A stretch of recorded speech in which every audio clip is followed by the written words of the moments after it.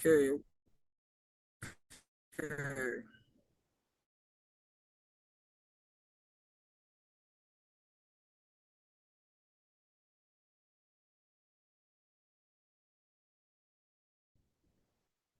All right.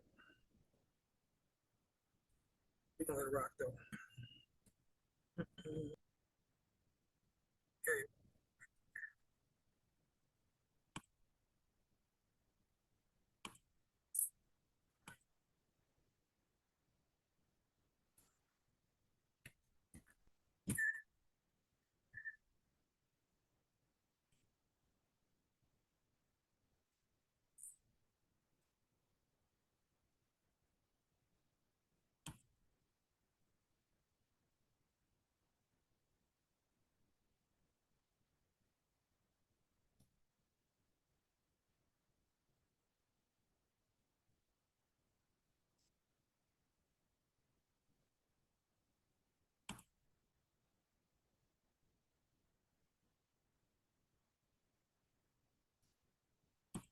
Okay, okay.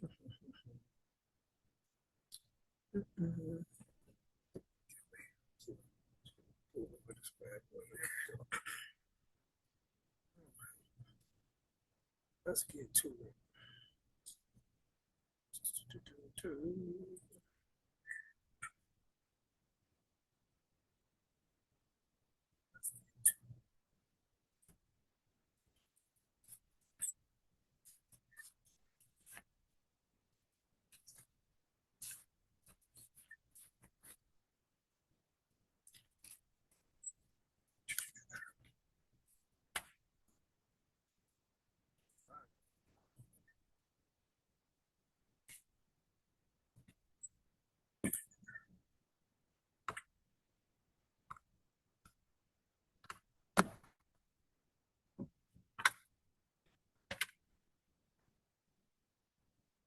All right.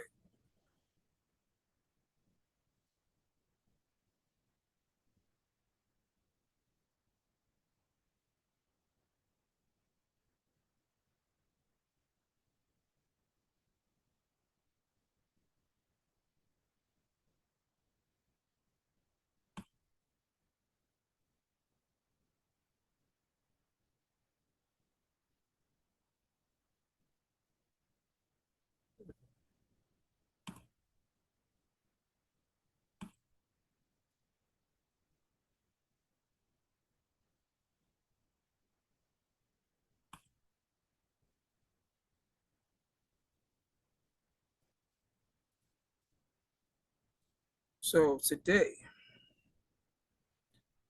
is February 28th. Okay. We have one more day. This is the last day of the month. And we'll be going into to Sunday, which will be the first. Okay, first of March. Okay, we are one day from March. This is King Caesar's Bible study, which is the Bible study with King Caesar. That's me. And yeah, this is episode 23. We had 23 episodes so far. It's the 23rd episode of Bible study with King Caesar, and we're going to talk about today disrespect or honor versus disrespect. Okay, it's an important one, man. It's real deep important one because um disrespect is a serious thing. You know, it's a serious thing,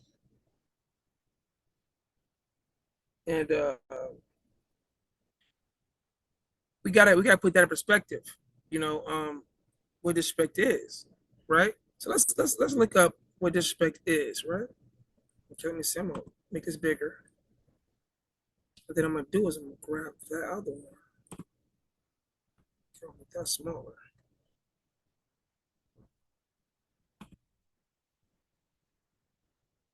That's smaller. Okay. And then what I'm gonna do is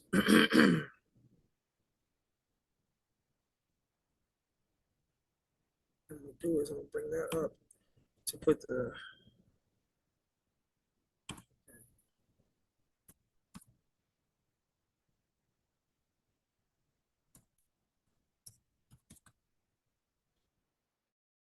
disrespect definition.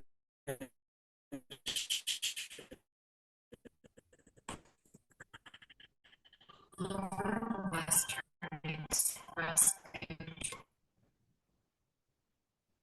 right,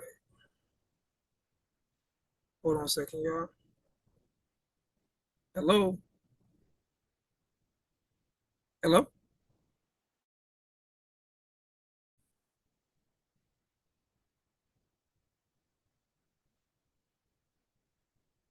Okay. Well, I'm gonna Bible say now. So, um, yeah. So yeah. Okay. Let's get back to it, y'all. All right. So here we are. Honor versus disrespect. The topics of discussion today will be the first one is going to be in vain. Exodus 20, verse 7. Exodus chapter 20, verse 7. The second one is going to be topic discussions. Is going to be honor thy father and mother. Leviticus 19. Okay. Um, then you're going to have mocking and trolling.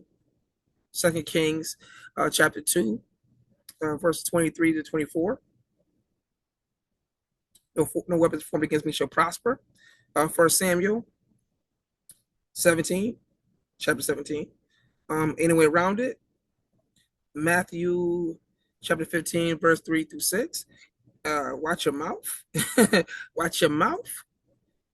That's going to be Proverbs 18, so chapter 18, verse 7. And be humble. James 4 through 6. James chapter 4, verse 6.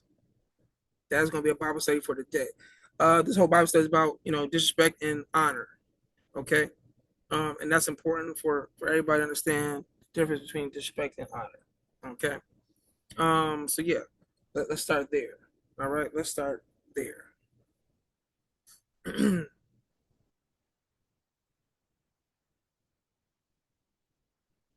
So with that being said,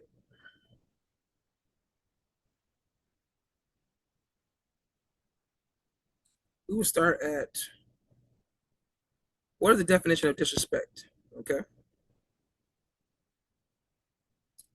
The definition of disrespect is this: lack of respect or courtesy. Okay. That's kind of simple. Let's go into a deeper understanding. Let's go and try another dictionary. Can I see dictionary? Let's see what they say about disrespect. Okay, disrespect. Lacks regard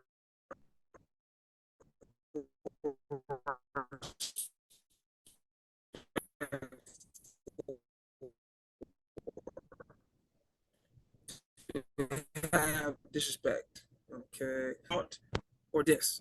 Okay, or something lack of respect. Okay, so we keep right there. So now with 50 Cent and King and the Money and Ti and all that stuff, right? We see all that stuff, and we say to ourselves, uh, well, if this is my mama, I'm a ride too. Some of us say, well, between Ti and 50 Cent, the kids stay out of it. Some people say, oh, it's not that serious. You should be able to take a joke. People should take a joke. It shouldn't be looked at as a bad thing because, oh, somebody talk about your mama. Everybody talk about your mama. The difference is 50 Cent knows your mama. See, it's like what's going on right now over in Iran and Israel right now. Okay, it's a war going on right now. It's about to start a whole war. Now, it's all about disrespect at the end of the day. You know, um, I'm pretty sure people in Iran feel disrespected, and I think people that's over in Israel feel disrespected too. Either way, no matter how you feel about it, okay, disrespect is disrespect on how you slice that pie. Okay, and let me give you a quick little synopsis about disrespect from my point of view.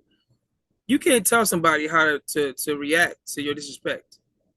You can't tell them, oh, it wasn't that serious. I didn't say nothing about, I didn't, say about your mother, so you can't say about my father, or, vice versa, or I only say this about, this one kid. I ain't saying about your kid. Like, nah, disrespect is disrespect on how you slice that pie.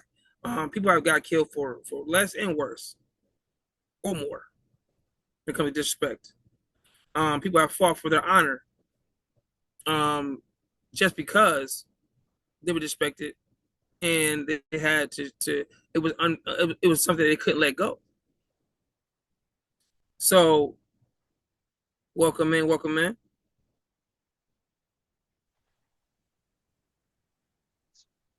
You hear Good me? afternoon. Good afternoon. Good afternoon. Okay. Can you hear me? I can hear you. Yay. Yeah, you see the background I got here? I got the background right here from I was at this restaurant the other day, and they had this TV. They had this Nice. picture on it. I said, let me get this picture. And I took a picture, video of it, and I put it in my Okay. background. So if you see this is all, I got this yesterday, actually. Okay. So we talking about today, we're talking about honor versus disrespect. And I was just reading the definition of disrespect, so you just joined me just in time, too. Okay, so Perfect. disrespect, when I got here, is the definition. Disrespect is to lack special regard or respect for, to have disrespect, to show or express disrespect or contempt for, insult or diss. You got the now low regard or esteem for someone or something, lack of respect. Okay, treating a teacher with disrespect meant to disrespect to you. Okay, just examples of disrespectfulness, disrespectful, whatever. Okay, let's see what honor is. What's honor? Okay, let's look at honor now. All right, what is honor? Honor, a good name or public esteem. Respect that is given to someone who is admired. Yeah, admired. High moral standards or behavior. Someone's word given as the guarantee of performance. Someone such as the opportunity that gives someone a sense of pride. Okay, so let's say, for example, what's honorable? I would say Martin Luther King is an honorable person, right? I think he did black people proud by him and Malcolm X, by basically giving their lives for the cause of peace and love, and unity, right? I think some people that have shown disrespect, right, would be Trump. Trump has shown disrespect. Let's see who else. Benjamin Netanyahu showed disrespect. Let's see who else to show disrespect. 50 Cent has shown disrespect, right? That's not honorable, but they do.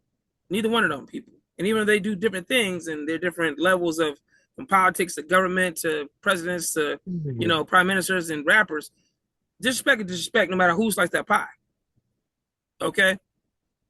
And we can talk about disrespect all day because everybody has felt some type of form of disrespect in their lifetime. We all have, right? I'm pretty sure you have. This might be knowing you.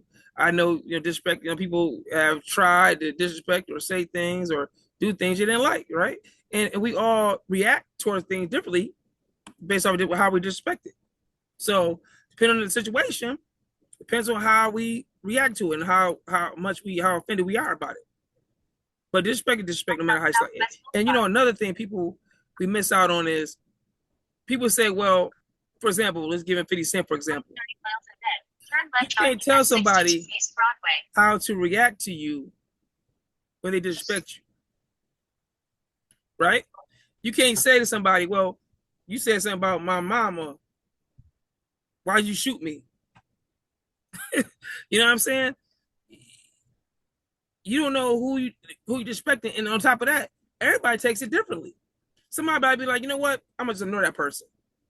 Another person might want to fight you, and another person might want to kill you. Am I right? So this is why we say it's important to understand how disrespect works also in the Bible, because people have been disrespecting the Bible for a long time. You know what I'm saying? Like for me personally, I've met people that I've talked to that I knew for a long time that said they did things that recently, have said that they burnt the Bible. That's disrespectful. Well, Yes. not only to God, but it's disrespectful to me. Yeah. Because you disrespect God, you disrespecting me. Right. You can't say you love me, but you hate God. Right.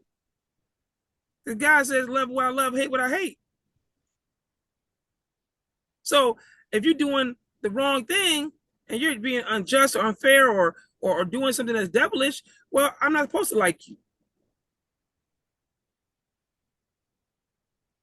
If you're ripping somebody off of money, or if you're sleeping with somebody's wife, or you're doing something crazy, like you're just you're I don't know, making lies about somebody, I'm not supposed to be friends with you.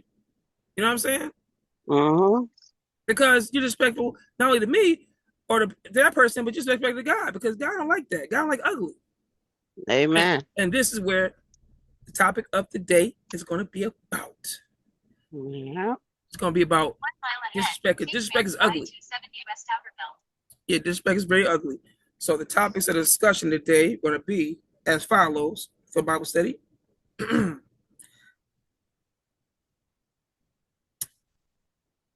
In vain. That's the title. Exodus 20, verse 7. So Exodus chapter 20, verse 7. Honor thy father and mother. Leviticus chapter 19. Mocking and trolling. 2 Kings 2, chapter 2, 23 to 24. No weapons formed against me shall prosper. 1 Samuel 17. Anywhere. Matthew 15, 6. Watch your mouth. Proverbs 18 through 7. Be humble. James 4, chapter 6. Chapter 6, chapter 4, verse 6. All right. So those are going to be the topics of discussion today. Now, those topics I made it myself, okay? But I based them off the Bible verses that we're going to read in today. So that's why I named it that, the catchy phrases. But that ain't actually, we're going to read the word from the direct word that would correlate with those titles right there, okay, for Bible study. But it's just something that, when people go and look back and look at it, they can look up and say, okay, I want to know what that meant. And they're going to go and look at, what it says, watch your mouth. They're going to go to read, Proverbs 18, chapter 18, verse 7. And they're going to realize what that meant, because what God said to do, you got to watch your mouth. All right. So let's start with, you can pick any one of them. Let's start with in vain, the first one, which is very important. We're going to start with in vain, ladies and gentlemen. Okay, let's see here. Oh, let me get out of these.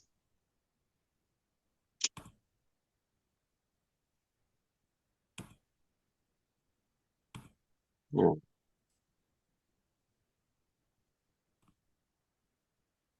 Okay, let's see. I go Bible study.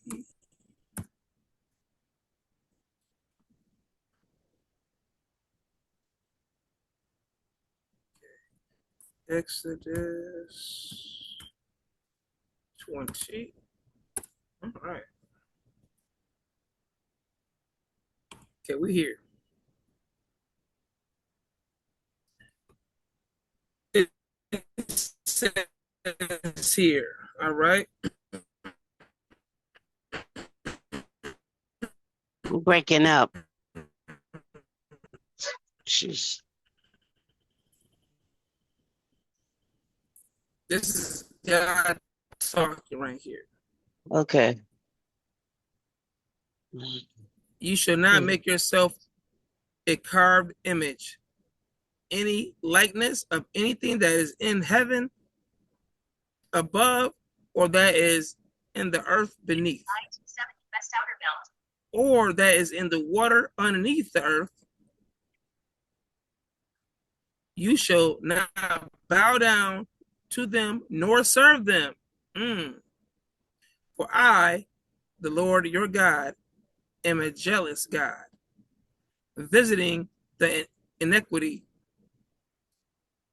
of the fathers upon the children to the third and fourth generations of those who hate me, but showing mercy to thousands, to those who love me and keep my commandments. And this is the Bible study part right here. It says, you should not take the name of the Lord your God in vain. In vain. Amen. For the Lord will not hold him guiltless who takes his name in vain. Stop right there. That's why I said in vain. That's why it's called in vain.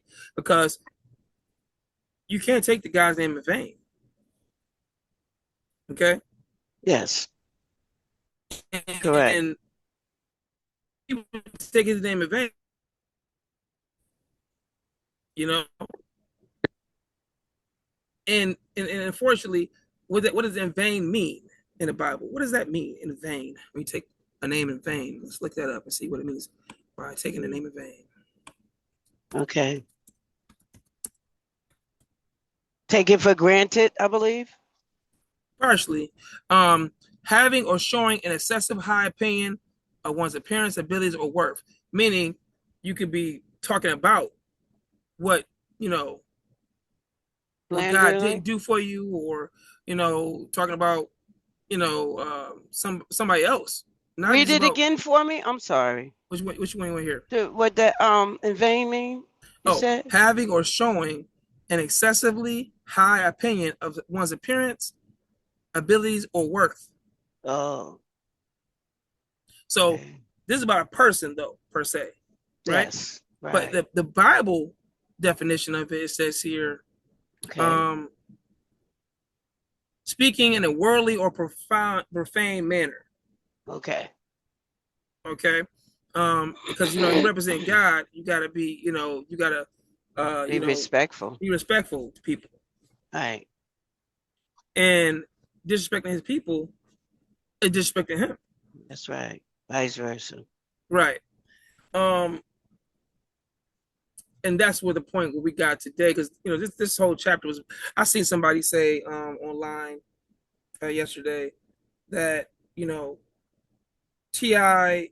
sons should stay out of it. Right. And I thought about it. And this is one of the reasons why this Bible study is called what it is. Not only this, but because what's going on in the Middle East right now as we speak. Well, that's vice versa, because he shouldn't have never put his wife in when he was beefing with him.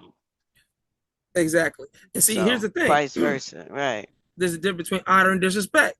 Okay, right. Disrespect is what 50 Cent does all the time. He constantly disrespects people, right? Man, I never knew that. He always talking about either Ja Rule. He's talking about, all the people that locked up and they can't do nothing about it. He's talking about people that's not locked up, women, children. He's talking about everybody. Oh, right? Wow. Oh, yeah. But that's not godly at all. That's sad. Because he's not, he numbering his days early. Exactly. By doing that. Because, death or life is in the power of the tongue. Exactly. So the Bible says that. So he always talks. He got shot 9 times for a reason. People say, right. Oh, he got shot 9 times. That's not an excuse. He was doing stuff he should have been doing. Exactly. You got shot because you talk about somebody, disrespecting somebody. Yeah. That's what happens in the streets. Yeah. You don't get no brownie points for that. Yeah. That's it. And that's what people are trying to make it seem like, oh, well, he was just joking. Nah, you don't joke about somebody's wife. And if you got beef with T.I., as a man, you're beef between you and T.I. T.I. and you are beefing. Exactly. Y'all beefing. Right. Man to man. Right. The kids didn't say nothing when it first came out, when they started talking about each other, saying what they're saying. T.I. was saying his grievances was basically, 50 Cent basically, took back on his word. So he didn't keep his word. So in a way, he lost respect for him. He said he lost respect for 50 Cent. Keyword. Right. He lost respect. That means he had respect for 50 Cent, but he lost it when he didn't keep his word. Right. because they were talking about doing business together, and then all of a sudden, that's like, you know, me and you talk about business together, right? And then all of a sudden Friday come, and I'm like, nah, and you was prepared, and I didn't, you know, got you ready, and then all of a sudden all of a sudden don't come through like I said I was going to come. It's not, and not that it's something that happened that caused it to happen. 2 miles ahead, you know, because we know things that can happen, it can cause, right? East-West Freeway. But it's different between something happening that you can't help and you actually doing something on purpose, right? So in the situation with T.I. specifically, it was basically they had some shows they were doing together, and they were supposed to do a verses together. You know, like Timberland and you know the whole thing where they get on stage and perform their songs against each other, like to say who's got a better song catalog, right? Right. And you know, T.I. got some good songs, and 50 Cent got a lot of good songs, right? They both got good songs, and 50 Cent never did a verses yet. So, and maybe I don't know, he's, you know, maybe 50 Cent is like, nah, I don't want to do it no more. But it would have been one thing if he just told him that and been cool. But I guess he never told him he wanted to cancel that. He just basically canceled it. So when T.I. was working to get everything put together, they come to 50 Cent like, hey, what's going on? We heard T.I. said y'all doing the verses, and then he said, oh, I don't know what you're talking about. I don't know what you're talking about. Yeah, like, I ain't saying none of that stuff. That's why T.I. felt disrespected to the point where he had something about it. Now, could he have ignored it? Yes, he could have. But when money's involved and things like that, your reputation's involved, your honor is involved, you can't just let things slide sometimes. Right. You understand? And therefore, that's why the beef started. But again, it wasn't really beef. It was just him staying his opinion because somebody asked him about what happened with the thing with 50 Cent with the you know verses that y'all was talking about. He answered them in an honest way. But then I guess 50 Cent got rid of it. He heard it, right? And as fits in fashion, he jumped out the window and started talking crazy and everything about him. Even though T.I. said what he said, it wasn't too disrespectful. He even said it like, you know, I'm not trying to diss him or nothing like that. I'm just saying what happened, right? Right. But anyway, you can't tell somebody how to feel, right? And 50 Cent felt like he might be disrespected, right? So he said, oh, I'm going to jump out the window and talk stuff about T.I. now. I'm going to go and make a whole diss at him and talk stuff about him and put memes up. Okay. Right. That's fine. That's between you and him. Mano a mano. Okay? But what's not okay is killing innocent bystanders in the process. Right. You know, I've never been a person that expected somebody to do drive-bys. Let me tell you why. Because that's cowardly. It's cowardly to shoot out of a window of a car and kill somebody and drive off, and nobody would know you. Not even nobody you know you did it, but the person that you killed don't even know you did it. Right. They go to heaven like, man, why am I here? Well, you was killed. Right. You was killed by these guys. They didn't even like, you know, like back in the day. See, let's go back some years, like 400 years possibly. You know, Shaka Zulu and them. Okay, we had spears and knives and stuff. We went to war and battle. We got close and personal with you. Yeah. We stabbed you. You looking in her eyeball when you dying. Like, yeah, I'm the one that did it to you. It's me. That's honor in that. Even if it's wrong and it's negative, it's still honor because you did it to that person. When David killed Goliath, when David took that rock, that slingshot, and he killed him. Wow! And hit him in his head. Took him out. It was honoring that. He didn't use he had no shields on. He had no weapons, for real, no real weapons on him. He had no swords, no nothing. He had a slingshot in his hand. He's a 15-year-old boy going against a giant, a warrior. Killed many people. And took him out with one little rock. Yep. Wasn't that something? Big old giant. Yeah. Right in his forehead. Yeah, and we're gonna talk about that later on because that's part of the whenever on passages in there I got in there about disrespect because reason why he got killed in the first place because Goliath, you know, if you watch the story about Goliath, you understand what happened in that story. It tells you why he got killed by David. Why it was like you know nobody was saying nothing and David stepped up. We're gonna get to that in a minute. But But here's my thing. Like I said, disrespect is disrespect. And the point what I'm making here is that even though T.I. said what he said first, being honest about things, about what he felt, but saying that he's not being disrespectful to 50 Cent, but he's just calling it what it was, and not going to sugarcoat it. He's just telling what had happened. And then 50 Cent got to one of it, say, "Oh, he disrespected me." So now he goes on a rampage, disrespecting him, and they go back and forth for a little bit, and that's fine. That's where should have stayed. It ain't got to go no farther than that. Right. You don't like me, I don't like you, cool. Why go after his wife? Why would you go after the mother of his children that has nothing to do with this beef between you and him? I know. Why would you talk about a woman that has a mother and looks like a cool woman too? Because I met her before. Period. Woman, period. You know, I mean, come on. She ain't really been in no drama like that besides the one with Floyd Mayweather. But still, regardless, at the end of the day, they ain't got nothing to do with 50 Cent. Ain't got no respect for women, period. He don't got no respect for nobody, including women and children. It's sad. And we're going to go deeper into that. But the fact of the matter is what we go back to, what the in vain part is we talk about in vain. Saying somebody's name in vain. Well, 50 Cent said Tiny name in vain. Yeah. He had a reason for T.I. I can see that. Okay. But talking about his wife, and a mother, just because she's in the music industry doesn't mean it's okay. And the fact matters that you know her. You've seen her. You've met her before. So, regardless of the situation, that has nothing to do with the beef between you and her husband.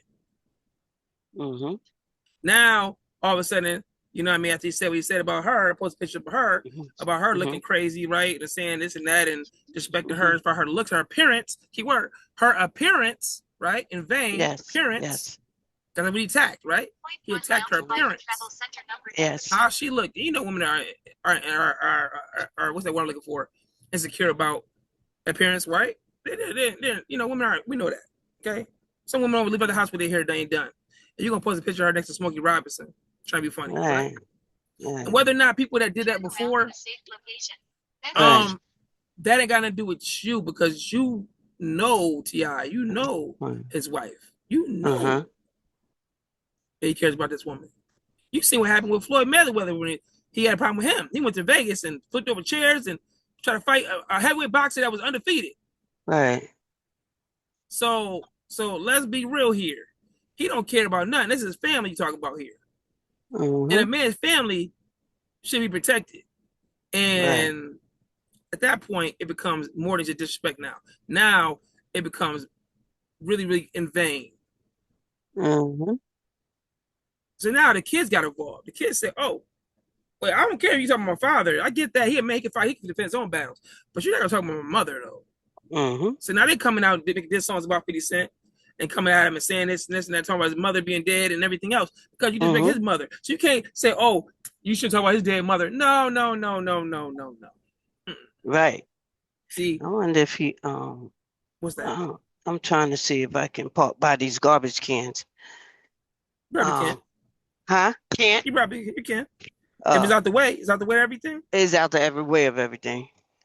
If you got room, yeah, you got room. Yeah, because I'm bobtail, so. Yeah, you definitely good then. You bobtail. Yeah. So right in this little slot next to the garbage cans, next to the pump. There you go. So that's what I'm saying right there. The kids got involved now. Even the little baby princess, little girl, she done made an R&B diss track against 50 Cent. And I'm like, you know what? They got the whole Avengers going against 50 Cent right now. The whole family going against him. I won't be surprised if the grandmother or somebody come out of nowhere and make a diss track against 50 Cent too. Come on. At the end of the day, everybody gonna give it to you. Yeah. You disrespect the monarch of that family. For what? All because you want to get some clickbait? Right. Come on, man. So yeah, is 50 Cent gonna stop there? Of course not. He gonna keep on going. He gonna talk about Floyd Mayweather and how she cheated on him. Yeah, okay, but that ain't got nothing to do with your business. And even so, let's say you do put that out there. What about your girl cheating with? What about your girl getting sleep with Puffy? You see what I'm saying? Right. See, misery loves company. Right. And 50 Cent seems miserable. He might have money and shit like that, but he's miserable. You can. Right. I've been had money before and been miserable, so I know how it feels. Right. Okay, I know how exactly how it feels. You could be the biggest hustler in the world and making money and doing all that stuff, but guess what? Mm-hmm. You could be still miserable. Right. You know, you ain't gonna Right. find no peace in this world without God. So you can Exactly. be miserable with everything in the world. Everybody thinking like, why is this person mad? Why they got money? They got a wife. They got this and that. They can still be mad. They can still be upset. Mm-hmm. Okay, trust and believe. Mm-hmm. They can still be upset and mad Yeah. with having everything that you would think that they have. Saul was upset and mad at David, and David had Yeah. less than Saul. Mm-hmm. Saul was his biggest hater, and Saul was the king, and he had 10 wives and mansions, and he was the king of Israel. But guess what? David did not too, so he loved Mm-hmm. Saul. Right. And guess what? Regardless whether he loved him or not, Saul still in his heart wanted to kill David and had hate in his heart because he couldn't. He had a problem with power, and he didn't want to lose that power because God told him the power is over with for you. Mm-hmm. I gotta pause. I gotta make a very important phone call, and I'm gonna be And, right back. don't do that. Don't do that. Hey, I'll be right back. Mm-hmm. Hey, So please hold that thought. I gotta keep going, but I just know you did. when you come back, I'll be We're here. gonna we're gonna have to start recording these. No, y'all That's record right. it. They all They are? record it. Yeah, they Oh, all good, record it. good, good, good. I Yeah, can always go reflect. you All can always right, come back cool. and look at it. All right, Mm-hmm. cool. All right, All right. thanks. Yep. Be right back.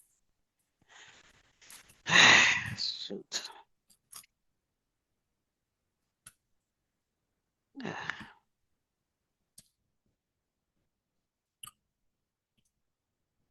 So, like I was saying,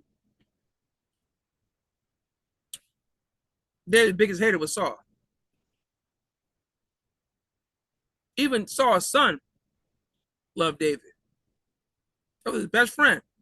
He even saved David's life because he knew he probably wanted to kill him that bad. Okay, but it didn't work out that way for him. So let's go on to the next one, right? So that's in vain. Definitely, 50 Cent definitely said Tiny's name in vain. Okay. The next subject is going to be honor thy father and thy mother. That's going to be in Leviticus 19, ladies and gentlemen. Leviticus 19. Okay.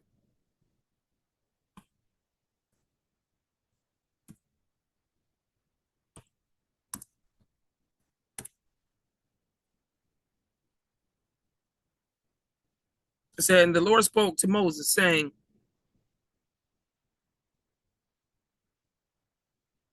speak to all the congregation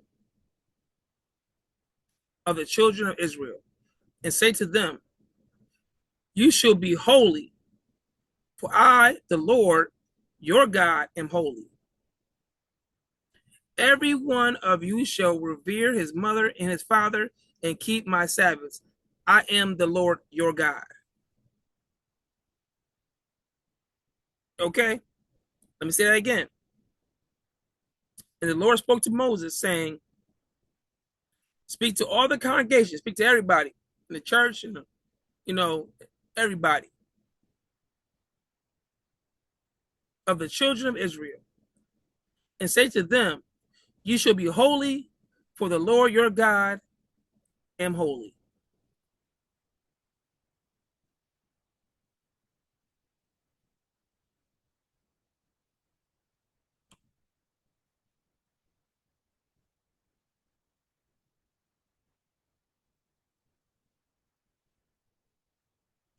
If you understand that, I don't tell you. You honor your mother and your father. Now, it's with King and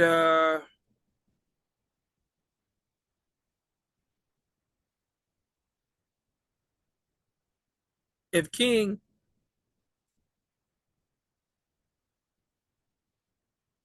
and Demani, the little princess, or whoever else in that family, of all his kids, want to respond to 50 Cent musically or whatever case might be, is only in honor of their mother. don't have respect for the woman that birthed them and gave them life. And if it wasn't the woman that gave them life, just respect for her. The fact of the matter that she's in their life. And unfortunately, I don't see nothing wrong with that. Why? Not because kids should be involved with anything, because they're not kids anymore. That's number one, for the most part. Besides the little girl, Demaya a grown man and King a grown man too. They 21, 25 years old. So let's stop the whole kid stuff. They grown. They might do that stuff without even T.I. They might have said, T.I., I ain't listening to you. I'm making this song. What are you going to do? They got their own money, their own equipment, their own houses. So with that being said, yeah, they're honoring their mother at the end of the day. Somebody who raised them.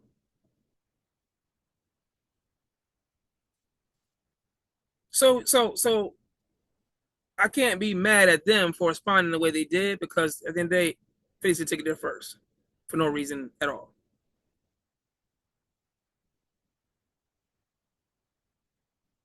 You know, I've been disrespectful for myself, with a rapper before, a couple of them, and I responded with a diss song too. True story.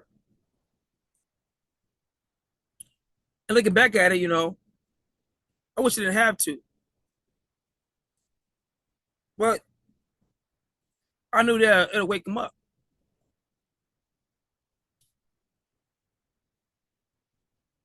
They try to be, you know, someone try to be nonchalant with it, not this back, but the damage is already done, and that's because of disrespect. You know, I just came home at the time, and you know, I was getting back to the music, and somebody made a promise similar to what T.I. happened with T.I. Another person, you know, at the time they had emotion going on, and you know, when it was time my time to perform, they cut my mic off, and things almost escalated at the venue. But you know, I said I put it past me. I'm gonna let it slide. You know, I just ain't gonna work with that person no more, right? Music, they ain't gonna do nothing with them. Cool, whatever. They lied to me. You know, they didn't keep their word. They didn't pay me for the service I've gave them before the show and everything else. So cool. I was you know, gonna let it rock, let it slide. Ain't up a couple dollars anyway. It was the principle. But I say, you know what? Let it slide. The person gets on Facebook, online, after the event's done, days later. So talk about, you know, see me at my chin, and if you got a problem with me, what's up? I'm right here. I ain't running. All that good stuff. And when that happened, when that happened, um, you know, I responded. I said, "Oh, he want to go to the internet, play internet games. I got something for him." Yeah, they had 2,000 comments and all this other stuff. I said, "Yeah, okay." I don't know about the Facebook at the time because I just came home. But I know one thing. I see what he said was holding a little bit. Had a lot of people watching. So I said, "Are you gonna play for the circus?" All right. Well, I'm gonna be the ringleader then. I'm Barnes and Nobles then, or Barnes and Wrigley and Brothers. So I dropped the diss track, and it took off instantly, just like King did. And everybody listened to it, making opinions on it, talking about it. Some people was mad at me, and I was like, you know, who is this guy disrespecting my friend, and who called him this and that, and you know, a person passed away now, but I'm just saying what happened in the past. And when that person, you know, made that diss track, when I made that diss track, the tension was simple. You know,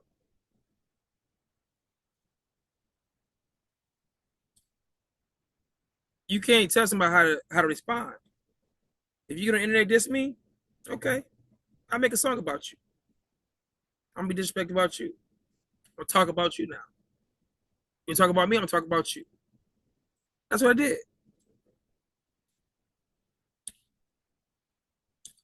And, you know, that person even went to the point where he said, "Oh, you know what? The audacity. He was trying to cause people from the hood to do something to me. He tried to cause the people that he knew from another hood to catch me slipping. He tried to put some money on my head, as you would say, right?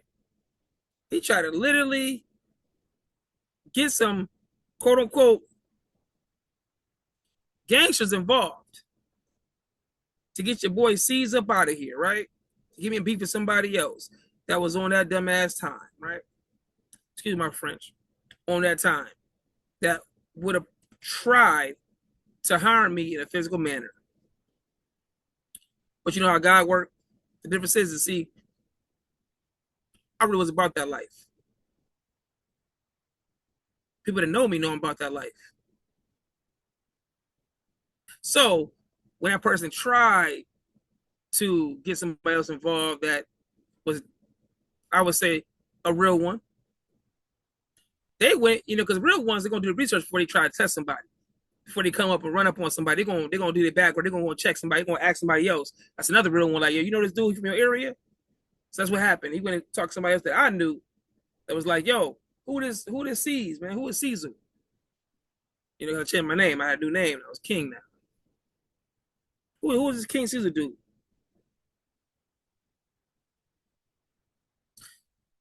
People was like, oh, and I know him. Yeah, that's my boy. You know? It was like, yeah, he talked about my man's, and he was like, oh yeah, nah. See, they told him to say, they don't get involved with that. I mean, is he a real one like that? It was like, yeah. Yeah. If you want smoke, he got smoke for you. However the smoke you want. It's oh shit, my bad. Shit, I'm out of here. And the word got back to me that this person tried to do this and with that person, da da da. And I'm like, oh really? Good luck with that. Point is,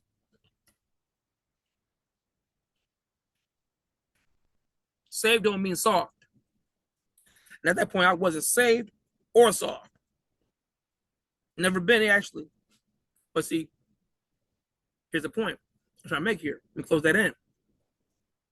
So there was a time when I wasn't saved. And I didn't know God like I do him now. I know him now. So yeah, if it was up, then it was stuck. Yeah, I wasn't too far removed from the bull crap. But see, that's because measure is company, and people do things to bring things out of you that shouldn't be. And that's where we got to understand why it's important to avoid switch like that at all costs. Okay, but yeah, so again, honor thy father and mother. You know what I'm saying? That's something that God wants you to do, because you honor your father and mother. If you listen to your father and mother, you should have a long life. If your mother and father is good and they following God. Okay, if you're God people and you following what God said, and God said follow honor your mother and father, well then you should have a long life, because if your mother and father following God, they're gonna teach you the right way. You Oh, know I gotta go. what happened?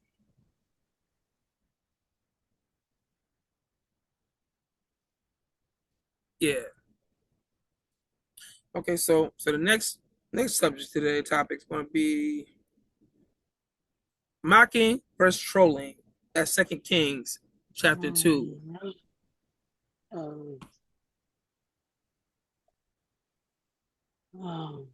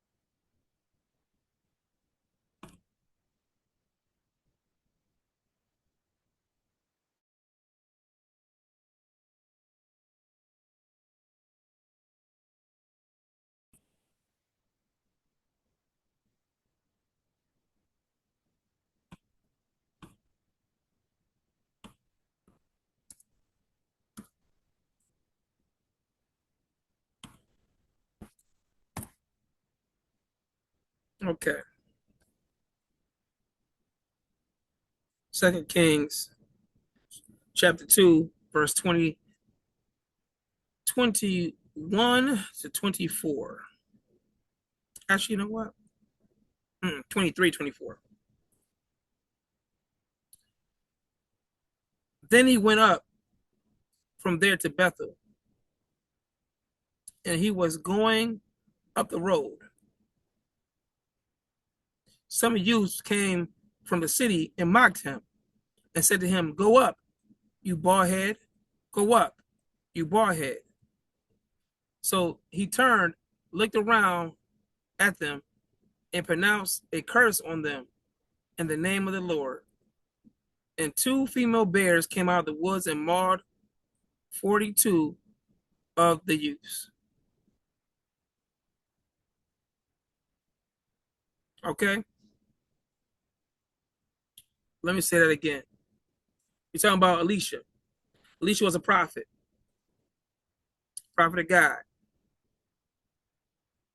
And some kids came mocking him. A whole bunch of kids was out there calling him bald headed and everything else, right?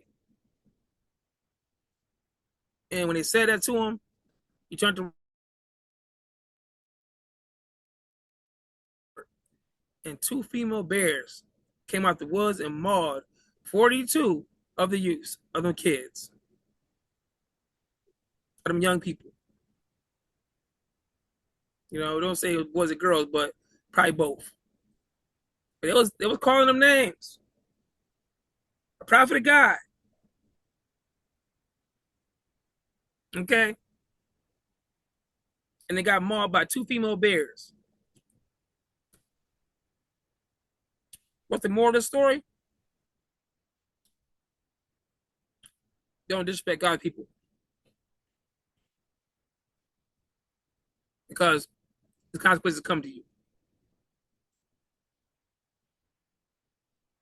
Vengeance is mine, said the Lord. Vengeance is mine. Okay. You okay? Yeah, yeah. Thank God.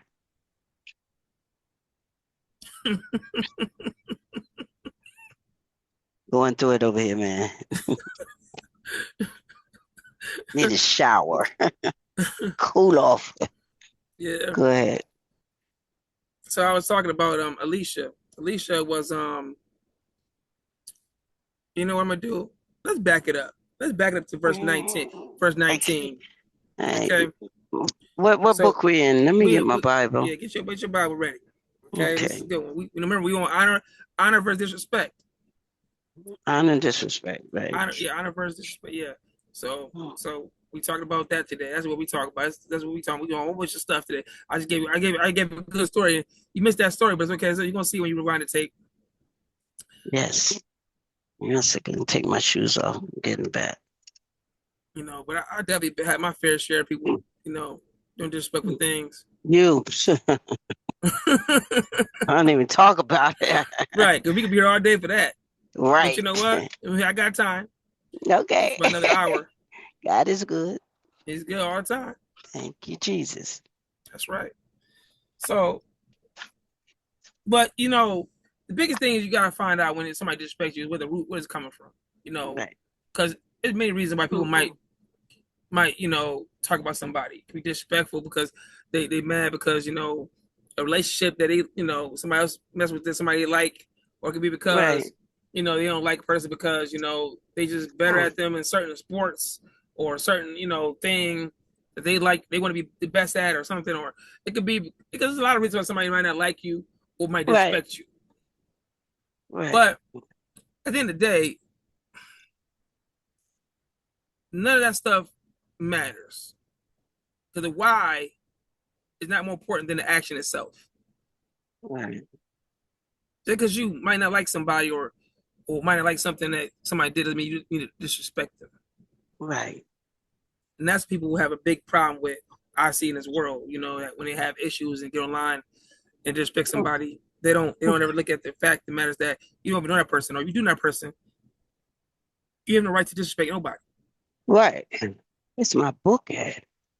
Oh, here it is. I got it. You got it? Yeah, I got my book. I'm gonna get my pen so I can write my notes. Mm-hmm. Let me see. All right, I'm good. What book we in? 2 Kings, chapter 2. Okay. 2 Kings.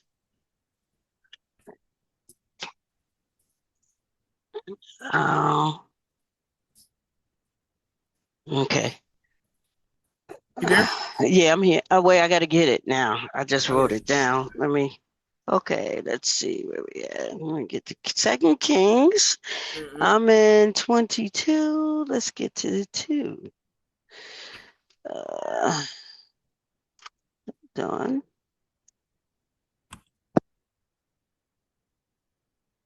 Let's get back here. Okay, there we go. 2 Kings 2 and 3. I think that's 3. Let me get to 2. Okay, yeah, there we go. I got it. Chapter 2. Got it. Okay, verse 20. Wait, hold on, let me see. Get my eyes. Verse 19. You can start there. Verse 19. Mm-hmm. I need my other eyes. Where's my eyes at? Got all four of them bad boys. Yeah, got my eyes. All right, give me a second. Let me find. Where's my other one? Oh, they're back here.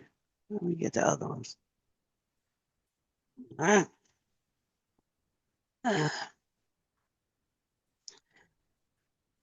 Oh, God. I'm walking on eggshells. All right.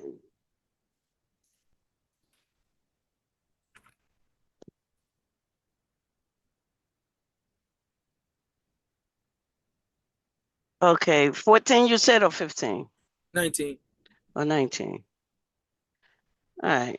2 Kings chapter 2, verse 19. Start there. Okay. All right, you Yeah. want me to read or Yes, something yes, you or? can. You can read the rest of that chapter. Mm-hmm. Oh, okay.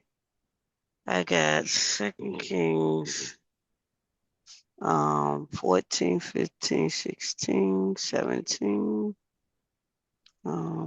Yes. I got 18. Oh, wait. Oh, no, my bad. Let me see. I'm in the King James Version to, let's see, 8. Why this goes up to, hold on. I don't know why it goes up to, see, this Bible this would be in the, I was trying to read it from the King James Version and it stopped at 18. Okay, and the Lord then it went over to, okay, 19. Mm-hmm. Okay, you let me know if we're on the same page. Chapter Okay, 2, verse 19. okay. So is it, and the men of the city said unto Elijah, Let's see. yeah, because I It, gotta, it's definitely Elijah. So, chapter 2, verse 19. Right? oh, okay, yeah, that's what I Okay. got. All right. There we go. You there with me? I'm there with you. Okay.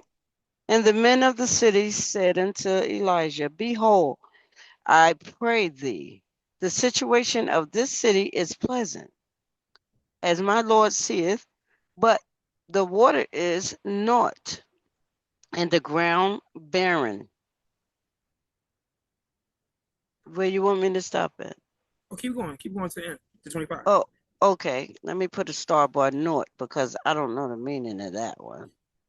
Uh, it said the water is bad and the ground is barren. Okay. That's what I see in mine. So The basically, water is water, bad. so that's another word for bad. The water is, but it say naught over here. Yeah, NAU. Okay, so that means yeah. bad. No, it means like not good. Oh, wow. I'm learning today. See, so What version of the Bible you read now? this is somebody gave me this Bible. I gotta get me a Bible. I need my this is a KJV, Hmm. Parallel Bible, AMP, large print. See, that's in the Old English. See, we don't speak Old English though, and I'm not saying that wrong with Mm, Old English because it's still Old English, but we still understand it. But then it's like words like that, you might say, like, "What's not?" You know what I mean? Now, if you're from England, right, you know what not is, but you ain't from England. You know what I right, mean? We from America, so we speak right, English differently. You know, right. and that can make it hard Okay. for somebody to understand something. They don't Exactly. speak that language Uh, because uh, that's a different. But even English, it's uh, still other or, words and slang words. And or it'll keep you looking up words, making you smarter. that's true. That's true. So, okay. And he said, bring me a new cruise and put salt therein. Hmm. And they brought it to So him. what's a cruise? Um, let me see. Wait a minute. Let me go back. And the men in the city, Elijah, behold, I pray thee, the situation of the city is present, as my Lord see, but the water is. And he said, a new batch? No, What? it's a bowl. See why? See why that's you're gonna be going looking at words every 5 seconds. That's why you That's not got good. yeah, that's not good at all.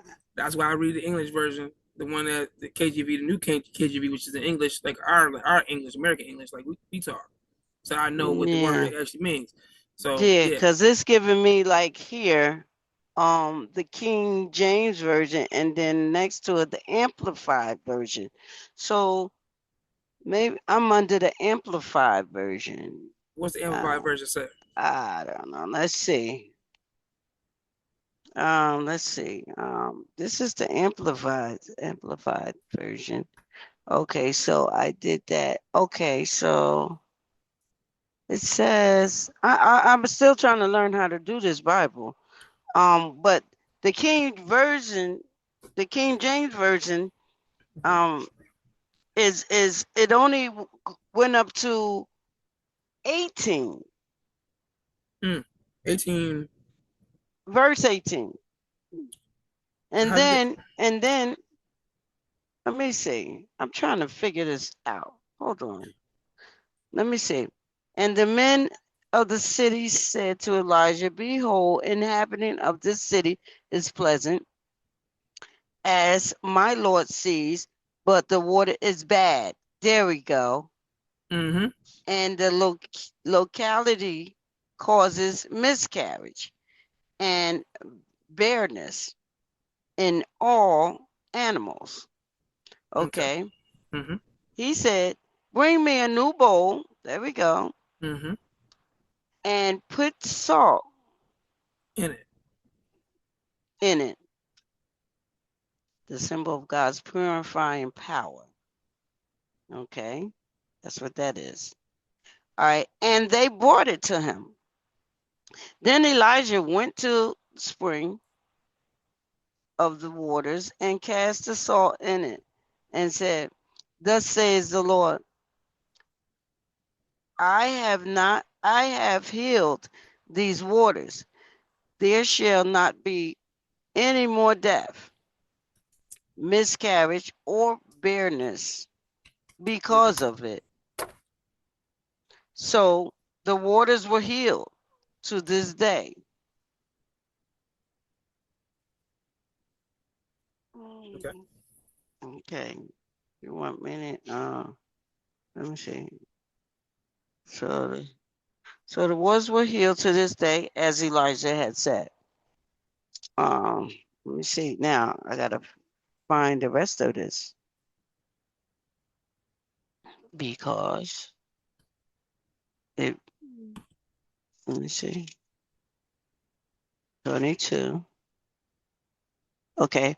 And he went up from thence until Bethel, and as he was going up by the way, there came forth little children out of the city and mocked him, and said unto him, Go up, thou bald head, go up, thou bald head. You got that too? Mm-hmm. Okay. And he turned back and looked on them and cursed them in the name of the Lord.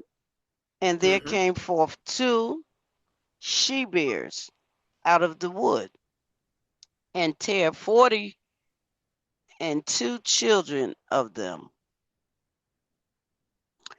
And he went from thence to Mount Carmel, and from thence to return to Samaria. That's right. Hmm. So people say, oh, the bears killed the children. Well, the children are being disrespectful to the elders. And first of all, that's something that you don't supposed to do, right? Hmm. We are Okay. we always told a long time ago, right? Respect your elders, right? Right. That's where it came from. King James Version too. That's where Okay. it come from, right there. Respect your elders. There we go. And what God say in the last one I just read, which was Leviticus 19. Okay, he said, "Honor thy Hmm. father and thy mother." Yeah. Okay, so he was. Say something. I'm breaking up, I believe. Oh, you froze. I can't even hear. Okay, I I said you're had supposed to it's buffering. honor thy. Let me put this on the charger and see. Hold on. Hold on.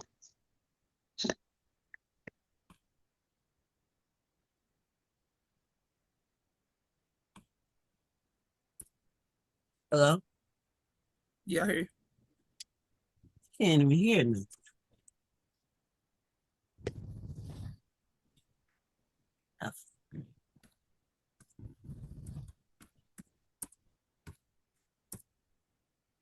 Let's see. You hear me now? You hear me? Power went off. Hello? Yeah, the power went off when I plugged it up. Okay, Oh, okay. I got you now. And what? Okay, so we were just talking about that. We were just talking about just a minute ago about the disrespect, right? Right, right. And the Respect your kids, elders. they respecting your elders is important because I was told a long time ago respect your elders. You know what I'm saying? And this is why because you know God's vengeance is different from our vengeance. His justice is different from our justice. Somebody might do something. You might wonder, okay, for example, right?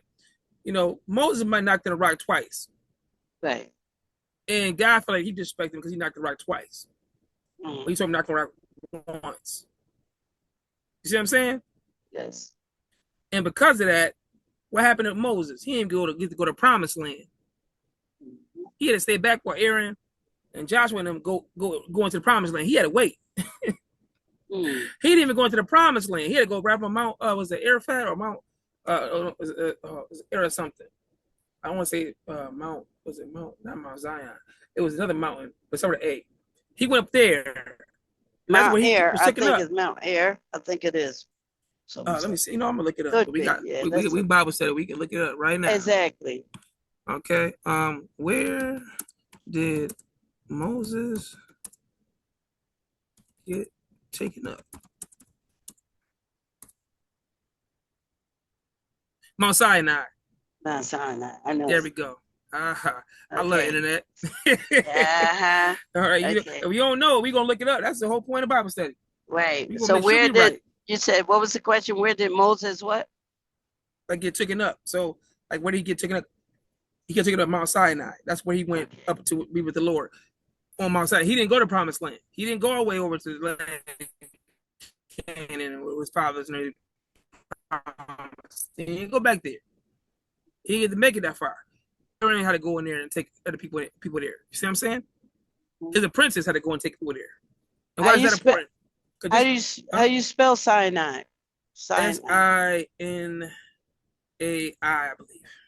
Sinai. Uh-huh. Okay, yeah, cyanide. There you go. Thank you. So yeah, like I was saying, you know, God's vengeance or God's, punishments might be different from ours because we might, He knows what's in our heart. He knows if you really mean it or you don't mean it. He knows with them kids and the kids in their heart for them disrespecting the elder, a prophet of God, they had to be very disrespectful kids. And guess what? God ain't gonna play with nobody or their kids. Right. Like, don't think for 1 second that your time can't come today. Right. But disrespecting God, because His judgment is different. It's final. Mm-hmm. He judged them on the spot. And that's the point where we gotta be respectful because you know who disrespected. Right. And I'm not saying Tiny or Ti is some moral caliber or honor or nothing like that. No, I'm not saying that, but you gotta be careful who you disrespect it because what if you disrespect the wrong person and it really with God?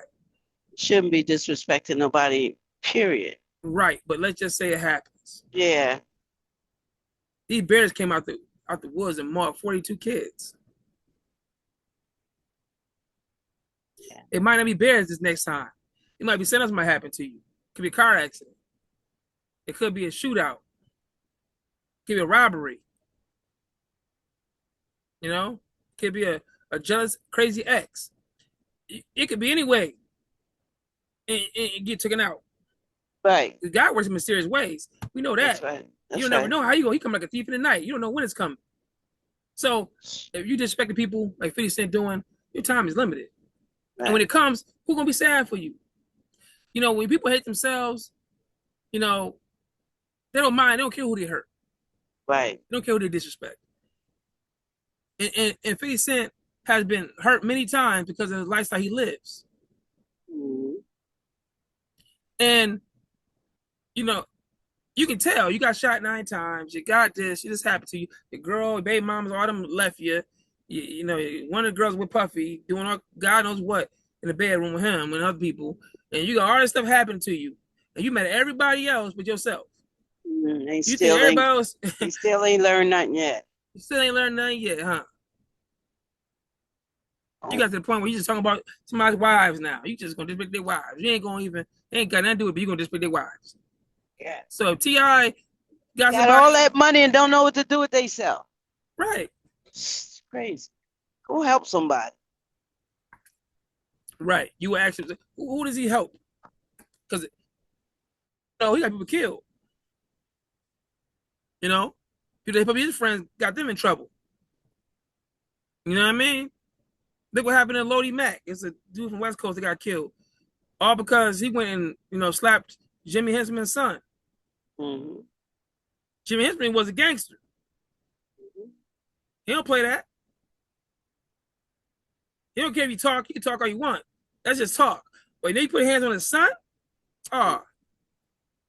He sent them goons right at him. Got him up out of there real quick.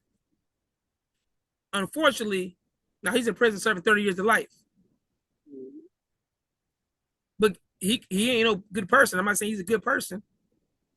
But here's the point I'm making here is disrespect no matter who was coming from. And 50 Cent then dodged death a couple of times. Instead of being grateful and change his life around, he continues with the bull crap. He continues with the nonsense and try to draw more people into his nonsense, into fights and beefs to get money and record sales and views on his power shows. Because controversy, people like controversy. So he tried to make that sell. So he uses that as a way, but everybody not going to play them games with you. That's right. And eventually it's going to catch up to you. Yeah. And when you die, ain't nobody really going to miss you like that. Besides your family. And I don't think they like you like that because your son, he don't deal with you either. So it's a lot.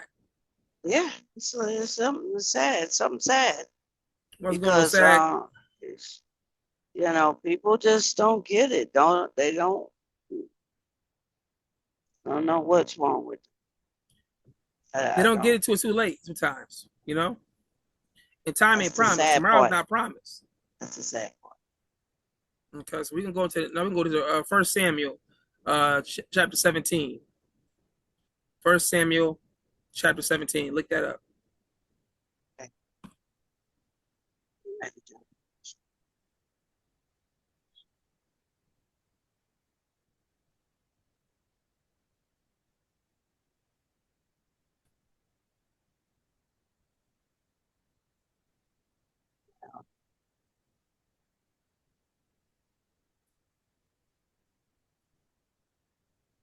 I'm gonna read this one right here. You ready? Let me get this quick. What's going on, Sag? You hear me? You there? I'm I here. hear you. Can you hear me? Okay. Yeah, I can hear you now. Mm, 17. Hold on. yeah, 1 Samuel chapter 17.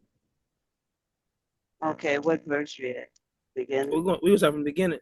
Okay, okay. Oh yeah, we're gonna start from the beginning on this one. We got a lot to read on this one. I'm gonna read it out. I'm gonna read this one right here. Okay. Right. But if you Okay. but you know what? I would say if you want to, just so it'd be easier, like to understand it, if you go on your phone, you go to Bible Gateway, it has pretty much every Bible there is in the world on there for free. Okay. And you can look up and see the actual like the same thing I'm looking at. So you know, that'll help you out when it comes down to it, because other than that, you're gonna be, you know, looking at what does this word mean. But I'm gonna read it to you though in English and our English so we can understand it. But yeah, okay, so let's see. Let's go here for a second. It's called Bible Gateway app, right? It's app too, yeah, but yeah, it's on Bible Gateway app. So I would just Google Bible Gateway under my search you and app. don't have to look at the app though. You can just do it. You don't have to get an app. You can just it's right on Google Oh. too. Yeah, you can, Oh. yeah. Oh, okay, okay. All right, so it says Philistines gathered their armies together to battle and were gathered at Czol,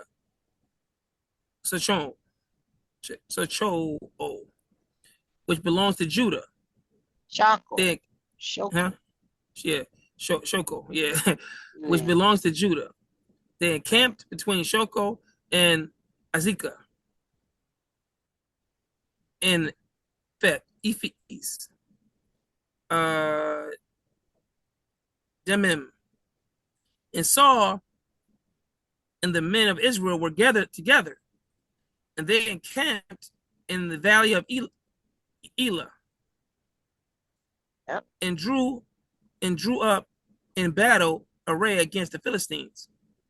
The Philistines stood on the mountain on one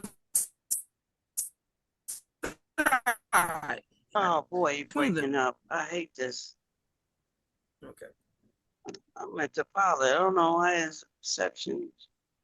What about now? You hear me? Wait a minute. Let me put on the Wi-Fi here. See if that'll work better.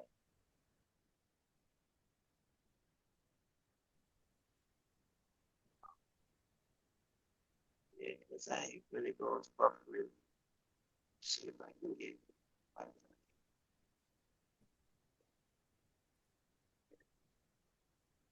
The internet problem?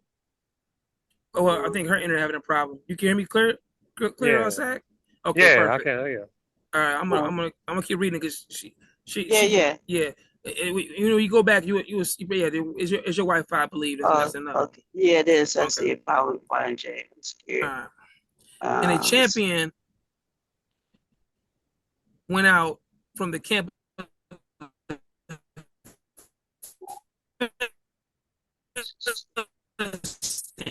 named Goliath from Gath and expand. So that makes he probably like it says he was over 9 feet. He was over 9 feet tall. They said, right? So that's how much 6 cubits is, you know, measured, right? So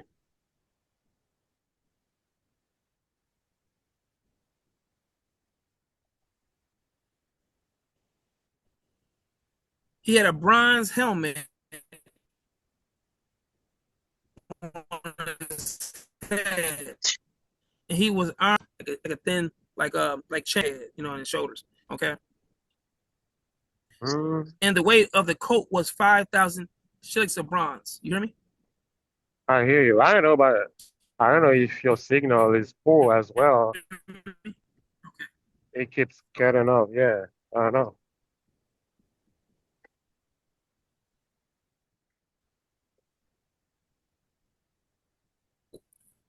But we're gonna make it. We're gonna work through it. Let's see. I can't hear you now. Okay. The weight of his coat was 5,000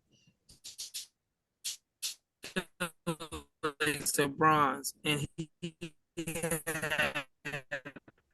bronze armor on his leg. Now the staff of his spear was like a weaver's beam, and his iron spearhead weighed 600 shillings, and his shield bearer went before him. Then he stood and cried out to the armies of Israel and said to them, Why have you come out?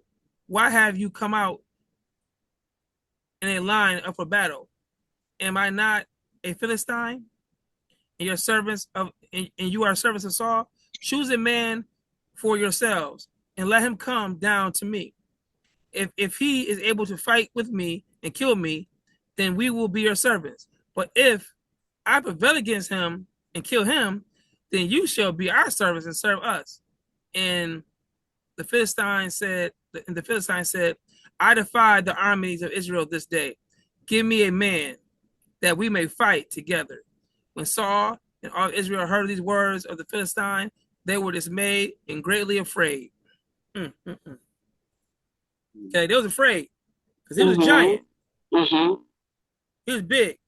Okay, huge, bigger than most people were back then. So he was, remember the giants and Nephilims and all them, they were angel have man. So they were way bigger and everything. So, that was a problem. Okay. Now David was the son of that Ephrathite. I'm saying Ephrathite, okay, of Bethlehem, Judah. Okay, so now David was the son of that Ephrathite of Bethlehem, Judah, whose name was Jesse. I'm trying to see where you at. What verse you on? I'm on verse 12. Okay. All right. Now Yeah, 1 Samuel, son of the Ephraim. chapter 17. Yeah. You there? Yeah. Okay. Yeah, Ephrathite. Yeah, there you go. Ephrathite of Bethlehem, Judah, Right. Whose name was Jesse, who had 8 sons, and the man was old, advancing in the days of Saul. The names of his 3 sons who went to battle were Eliab, the firstborn. Next to him was Abinadab, and the third son was Shema. David was the youngest, and the 3 oldest followed Saul. But David occasionally went and returned from Saul to feed his father's sheep at Bethlehem. And the Philistine drew near and presented himself 40 days, morning and evening. Okay, and the Philistine drew near and presented himself 40 days, morning and evening. Then Jesse said to his son David, Take now for your brothers an ephah for thy of this dried grain. Huh? Yeah, for thy brethren in Ephah. The H might be sound. Right. Ephah. Yeah, something like that. Something like that. Of this dried grain, and there's 10 loaves. And run to your brothers at the camp. So he was telling David to bring some food to his brothers in the camp, basically. Okay. And carry these 10 cheeses to the captain of their 1,000. So to the captain of their brothers in their platoon, give them the cheese. Okay. And see how your brothers fare, and bring back news of them. Now Saul and they and all the men of Israel were at the valley of Elah, fighting with the Philistines. Okay. So David rose early in the morning, left the sheep with the keeper,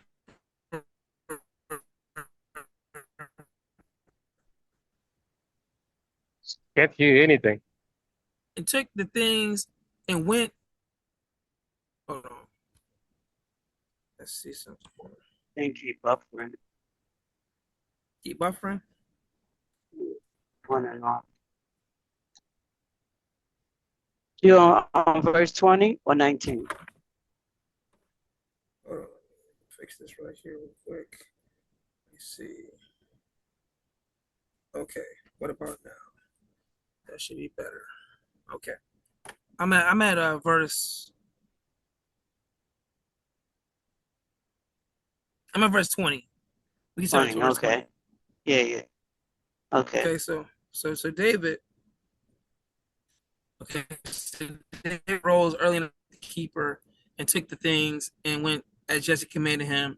And he came to the camp as the army was going out to fight and shouting for the battle. For Israel and the Philistines had drawn up in battle in a battle array, army against army. And David left his supplies in the hand of the keeper, ran to the army, and came and greeted his brothers.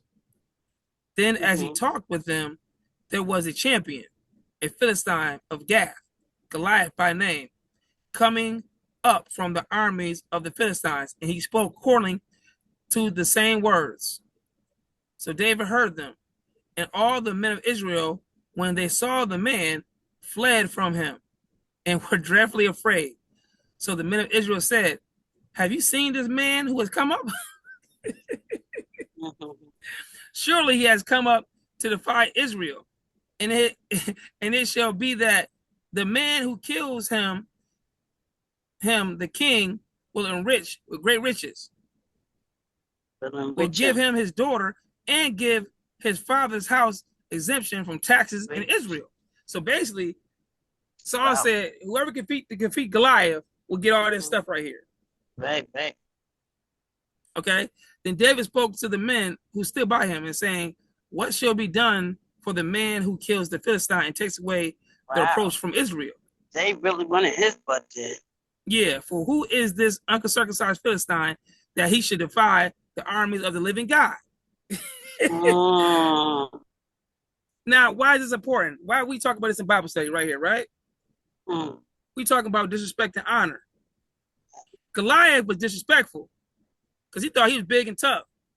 He thought that just because he had Nephilim and he huge and he got big old arms and long and a big old spear and swords and he 20 feet tall, whatever he was, he thought he got him all shook. He did have him shook. They was all scared of him. Okay? Most men would be scared of Goliath. But see, here's the problem. Goliath is just a man at the end of the day. He's going to die eventually like anybody. But God is everlasting. Amen. And see, he thought that his God was like their God. The guy Israel is different. Yeah, he different. And he gonna have to find a hard way. So that's what we talk. So this is about, because he was respecting God too. You know what I mean? Who does this guy think he? David was like, who does this guy think he is? Who do you think he is? Right. He ain't nobody. But everybody's scared of him. Oh, he got grown men up there scared. He a little boy. He like, man, I don't care who he is. Let's just talk about this. Comparing this to T.I. and Tiny and King and then 50 Cent. Even though King's not a little boy, he's still T.I.'s son. But he's still a young man. His father's grown, probably almost 50 years old. His mom grown. But now his child, because of the disrespect and honor that was defiled by his mother, said, I don't care who 50 Cent is. I don't care who he might have shot in the past or whatever he did in the past. I don't care about none of that. He disrespect my mom, I'm going after him. That's what David felt like when the Philistine, Goliath was disrespecting God and all of Israel, right to their face on that battlefield. Okay, so let's continue. Okay, so David, then we had 26 right now. Then David spoke to the men who were standing by him, saying, what shall be done for the man who kills the Philistine and takes away the reproach from Israel? Who is this uncircumcised Philistine, that he should defy the armies of the living God? And the people answered him in this manner, saying, so shall it be done for the man who kills him. Now, his oldest brother, heard when he spoke to the men, and his older brother, anger was aroused against David. So he was mad at his younger brother, like, what you talking about? Get out of here. You know what I'm saying? Like, you know what's going on over here, right? So he says to David, right? Why did you come down here? And with whom have you left those few sheep in the wilderness? I know your pride and your insolence of your heart, for you have come down to see the battle. So he's saying to him, I know why you came. He came here to see the battle. He's saying to come down to see us fight. But I know what you're thinking. You know what I mean? His older brother saying to him, like, you need to go back home pretty much, probably. You know what I mean? And David said, what have I done now? Is there not a cause? Then he turned from him toward another and said the same thing. And these people, as the first ones did. So basically, it's all saying, like, little boy, you don't know what's going on over here. That dude, 80 feet tall, he a warrior, he this, he that. Hey, who gonna fight one-on-one? We ain't doing that. Nah, we gonna go to war if anything, but we ain't gonna fight one-on-one. Okay, because Goliath won a one-on-one fight. He won a fair one. That's why they were scared, because he said, if you could beat me, we would serve y'all, Israel. If you could defeat me, the Philistines would serve y'all as slaves. We would be under you. We would serve y'all. We would follow y'all rules. You see how important that is? But if you lose this fight one-on-one with me, you got to go and serve us. So basically, he's telling God people, you got to serve us. And God people don't serve nobody but God. You see my point there? All right. Exactly. So here we go. Okay. We had 31. Now the words of David which we heard, they reported them to Saul. So whatever David said to the men he was talking to and his brothers, somebody went back and told Saul about what David said. Okay. For you are a youth, and he a man of war. You stopped at 27. You went to 31. Yeah, I'm at 30. I was at 31. Now I'm at 33. But yeah, I can hear you. Yeah. I can hear you. Okay, I started at 31 again. I started 31 again. Now when the words which David spoke were heard, they reported them to Saul, and he sent for him. So Saul sent for David, told him to come here. Then David said to Saul, let no man's heart fail because of him. Your servant will go out and fight with this Philistine. So now David said, man, listen, I don't know what they're talking about, but my heart ain't pumping no Kool-Aid. I'm going to go out and fight this Philistine, this giant. You heard? I put that in slang English, but that's okay. You know what I'm saying? He said he going to go and fight the giant now. Okay? I got this. And Saul said to David, you are not able to go to youth, and he a man of war from his youth. You hear that? Not all. What you say is breaking up. But what number? 34, right? Yeah. Okay. Who was that? And David said unto Saul, yeah, you're not able to go against this Philistine to fight with him, for you are a youth. You are a kid, basically. And he's a man of war since his youth, meaning he's been fighting since he was a kid, Goliath. And you a kid still, so you ain't fought like he fought. Basically comparing them to each other. So he's trying to warn David, like, you ain't ready for this. But David said to Saul, your servant used to keep his father's sheep.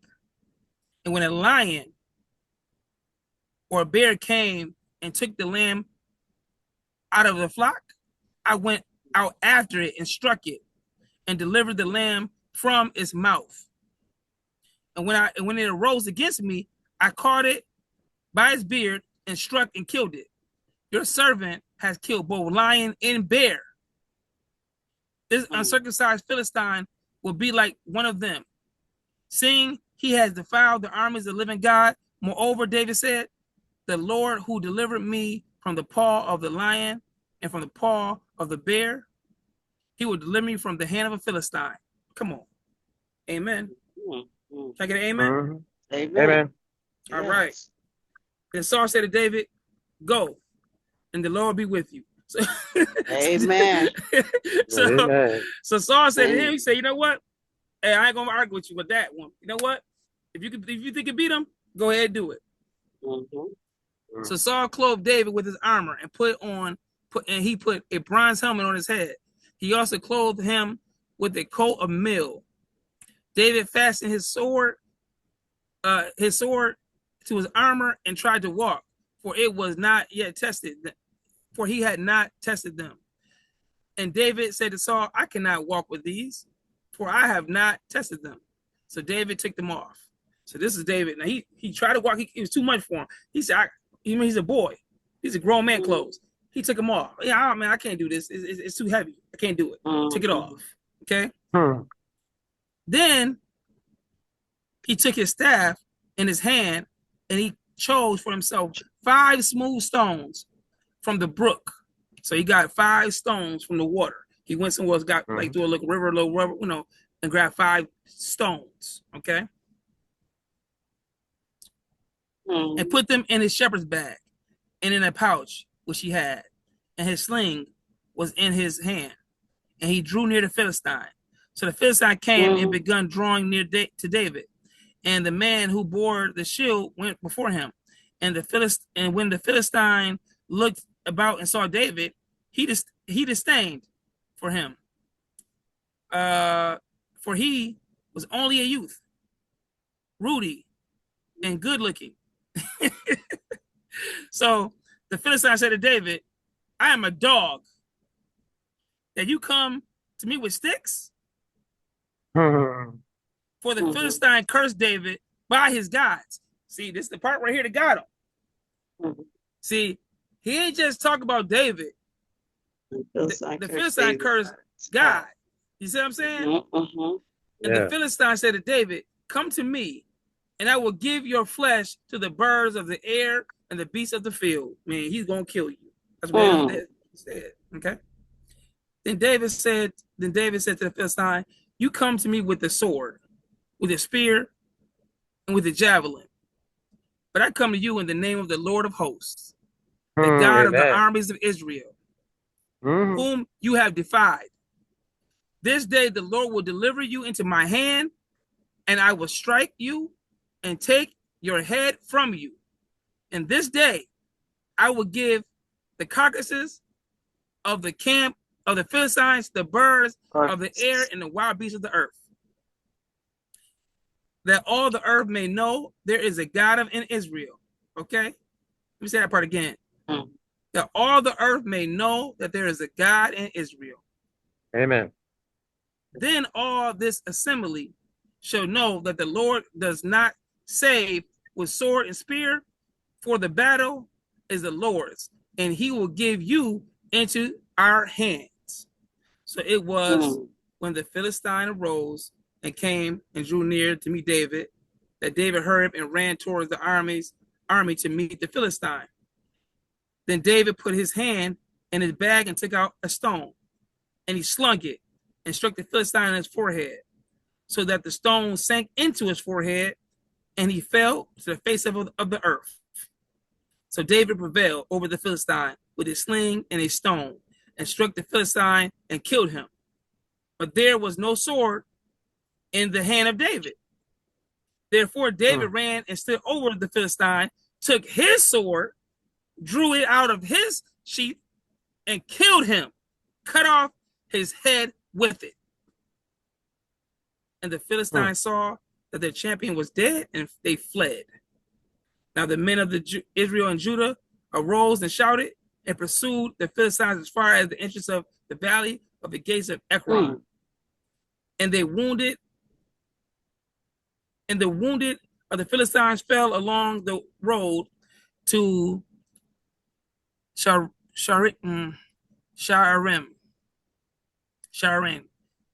even as far as Goth, Gath, and Ekron. Then the children of Israel returned from chasing the Philistines, and they plundered their tents. And David took the head of the Philistine and brought it to Jerusalem. But he put his armor in his tent. Then when Saul saw David going out against the Philistine, he said to Amber, the commander of the army, Amber, whose son is in his youth. And Amber said, as your soul lives, O king, I do not know. So the king said, inquire, whose son is this young man is? So whose son is this young man is, right? Then as David returned from the slaughter of the Philistine, Abner took to him and brought him before Saul with the head of the Philistine in his hand. And Saul said to him, whose son are you, young man? So David answered, I am the son of your servant Jesse, the Bethlehemite. The end. What I was about to read, but I like it. Okay. Yeah. But understand something here. The bigger they are, the harder they fall. That's right. There's nobody you should be afraid of. Mm-hmm. You be afraid of anybody, be fear the Lord. Don't fear no man, don't fear no woman. Don't fear no thing. Don't fear the devil. Because none of them can do nothing to you if God protected you. Goliath was a warrior now. We're not going to sit there and act like he was some softy. He had everybody shook. He had thousands of men shook. Nobody wanted to fight him one-on-one or two-on-one or any of that. And this young little boy that was a sheep herder came out of nowhere with a rock and a slingshot and bust him in his head. like Debo did, like Craig did Debo on Friday. Okay? So I say to you, and I mean this sincerely, people say, oh, King should stay out of it. No, King did exactly what he's supposed to do. Not fear evilness. Not fear somebody disrespecting him. Dishonoring him and his family and his mother. He fought in the honor of his mother. And, hopefully he also fights in the honor of God too. Now, I know he got a little trouble past and he a little wild and at the mouth and, but he ain't saying that until he disrespected his mom. And a lot of times there's always a reason for everything. And, everybody care about their mama now. You know what I'm saying? You can say what you want about anybody else, but their mama is a problem. So we ain't gonna play them games. And that's why I say, using that as the story right here specifically, right? To show that there's nobody bigger than you. Mm-hmm. You know what I'm saying? When God's behind you, then nobody can stop you. Nobody can defeat you. Yep. That's right. And this the Lord is why is for you, the devil can't do you no harm. Right. Because vengeance is mine, says the Lord. He will give you all the tools you need to fight. If you need to fight. Because he ain't running for no fade. People say, oh, God, our peace. They get it twisted sometimes. They think just because, okay, yeah, Jesus came, yes. And we're supposed to be good to our brothers and sisters. That's true. But we have to protect our brothers and sisters as well. And if evil rises against you, you might have to put it in work. Mm-hmm. Unfortunately, you might have to fight. And guess what? If you're with God, he's going to protect you and he's going to make you victorious. Yep. And that's what this story is about right here. As God, okay, don't like disrespect either. And guess what? There's no such thing as he's too small. He's a little boy. You can't fight. No, he can fight. And he did. And did. Okay? So that's my point about that story. So that part of that verse is important to understand, because people, swear up and down like, 50 Cent some big bad boogeyman. Listen, he ain't nobody to God. Right. You know what I mean?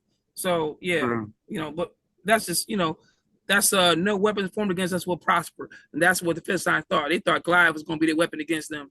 That giant of a man, that warrior was going to beat this 15-year-old little boy. And they was really mistaken, because they didn't know that boy had God with him. All right. The next one's going to be Ain't No Way Around It. Matthew 15, verse 3 through 6. Okay. All right.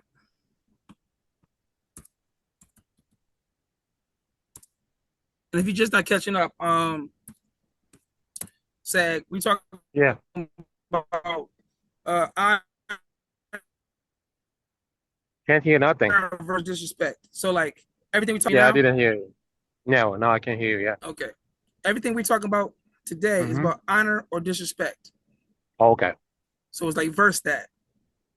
So just so you know what we're talking about, why we talk about Yeah. these specific scriptures, because we see so much disrespect in the world, and Yeah. there's a consequence for that. Mm-hmm. In Goliath's situation, he disrespected God, he disrespected David, he disrespected the people of Israel, the children of God, and look what happened to him. Yeah. He got taken out. Yeah. Okay, real easy too, with a smooth stone right to the forehead. All Mm-hmm. right, that's why. Is it verse 6 you talking? You said Matthew? 3 through 6. Okay, 6. Mm-hmm. All right. You want me to read it? Actually, you know what? We're gonna go to the beginning and read through. You can you read the book or you reading it from the phone? Oh, in the book. Same one you was on. The Okay. King James. All right. You know what? Go ahead. Okay. Start from the beginning. Mm-hmm. And stop at 17, right? No, stop at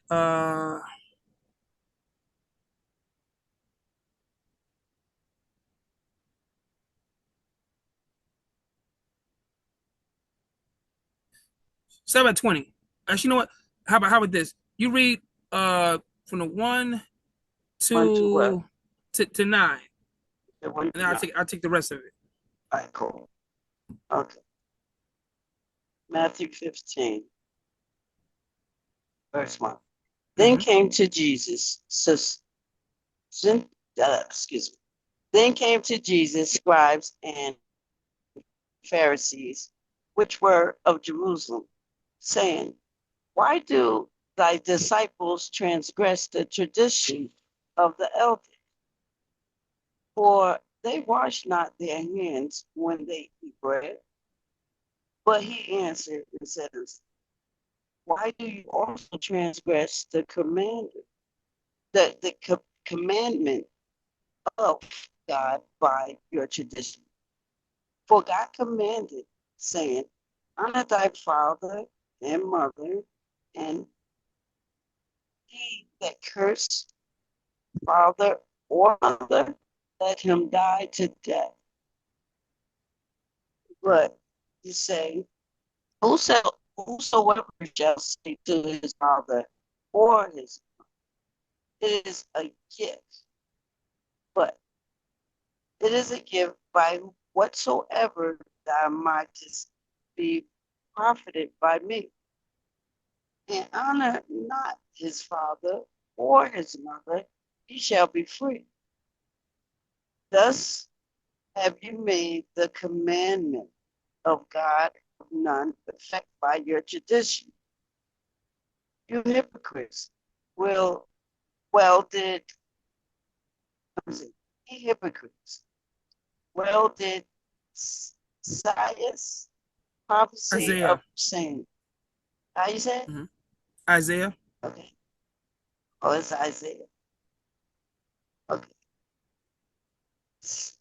Isaiah prophecy of you saying, this people draweth nigh unto me with their mouth, and honoreth me with their lips, but their heart is far from me. But in vain they do worship, teaching for doctrines the commandments of men. Your turn. Verse Okay. 10. You understand that? Somewhat. So Jesus, they asked, remember, the Pharisees had a whole bunch of things that's man-made things that they did themselves, right? It wasn't God things, it was man-made things like, oh, you gotta wash your hands before you eat bread, right? That's tradition. That's not a commandment. You see what I'm saying? Mm-hmm. This is why, if you look at, I did Bible study yesterday about some things where, when when Paul said about marriage, he was sorry, I did a marriage thing last week. If you check that one out, you'll see what I said or see what was said about in the Bible. And Peter and Paul specifically made sure he lets you know what God said to do and what he said was two different things. So people will sometimes be like, well, Paul said this, and it's a contradiction. No, it wasn't, because Paul made it clear that what he said is different from what God said. He might have said something, he might have gave his own interpretation on it, but he also made sure you understood what God said out of his mouth directly. So it was something about marriage, about being married. He said, even though he's not married and he don't believe, he ain't doing it, right? He's not saying that. He's saying basically, don't mean if you need fleshly desire of love and affection and sex, then get married. But he said, if you don't, that's fine as well. He didn't say, though, people say, well, it's better. It's better not to, in his opinion. He said, but that's my opinion. But if you need, a woman or a man, vice versa, if you need that in your life, then get married. You see what I'm saying? Right. Now, Paul never got married. Jesus never got married. Right. So that don't apply to them because every man is different, right? Every woman is different. Some women don't desire sex. Some men don't desire sex. And those people are going to be the Enochs, the people that, that monks or priests, nuns, or whatever. That's their calling. That's what they decide to do, right? But for example, me as an example, I don't desire to do that. You know what I mean? Because I would love my beautiful queen or queens, and I want to be married. You see what I'm saying? Right. It's not because I don't love God. It's just I want to be married. You know what I'm saying? I like love, and God likes love, but he might just be, Paul might say, you know what? I don't want to. My focus is going to be 100% on God. I don't want no woman, nothing. I'm just going to focus on just heaven, and that's it. I don't want nothing on this earth. That's him. Some men are like that. Some women are like that, and some men and women are not. Right. There's nothing wrong with neither one. But if you're going to be one that does want to entertain or fleshly desires, right, like sex and things like that, then you should get married. That's what he said. But see, people take that out of context all the time. And Peter was married. Peter was a disciple too. Peter got married. You know what I'm saying? He had a wife. Paul didn't. Both of them were disciples, though, right? So the key here is that a lot of times the word gets interpreted wrong because people take that word and they interpret it wrong because a lot of people don't read the Bible. And this is where the misconception happens. This is why there's so many different Bibles, so many different confusion. People are taking the word and instead of it learning it the correct way and read it themselves too, they'll read one part of it and not read the rest of it. So you never get the context of how it happened and what it meant. And that's the problem. You see what I'm saying? So let's go back to now. I'm gonna read because we were talking about Jesus said right there, and he said I'm reading it again. It says he answered them and said to them, "Why do?" Where you want to start from? I'm just reading from the part one little part where he was at. I'm just reading the same verse 3. Okay. And he answered them and said, "Why do you also transgress the commandment of God because of your tradition?" This is Jesus talking. Okay.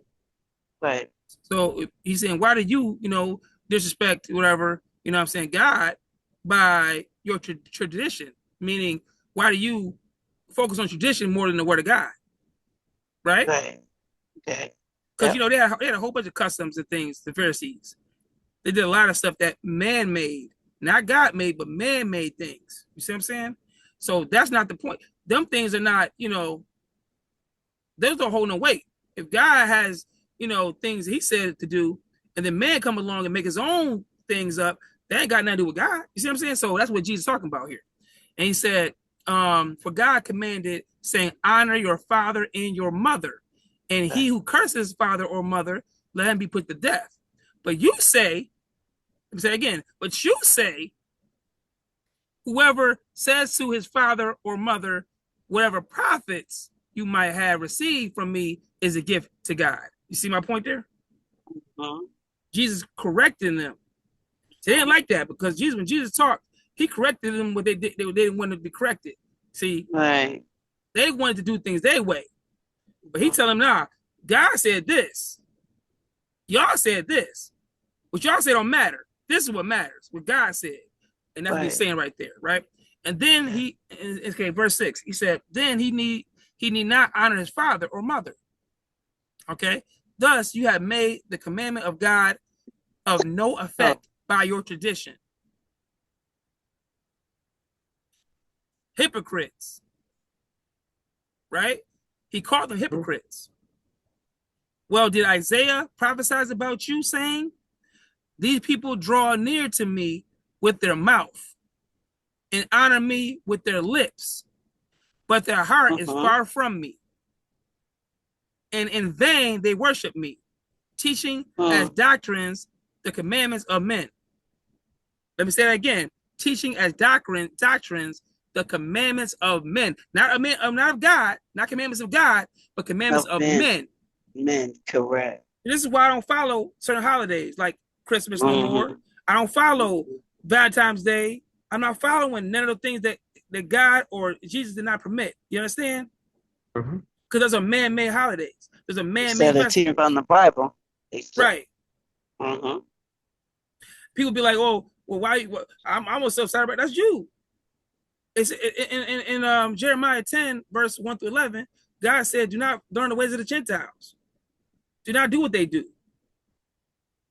He specifically told us that. So this is why we gotta stay focused, and we gotta also really read his word, because it tells you what you need to know right there. You know what I mean? Jesus called them hypocrites, the Pharisees hypocrites, because he said, y'all following commandments of men. You're not following commandments of God. Okay? Let's keep going on. Okay? When he had called them, when he had called the multitude to himself, he said to them, hear and understand. Okay, that's what Jesus said. Hear and understand.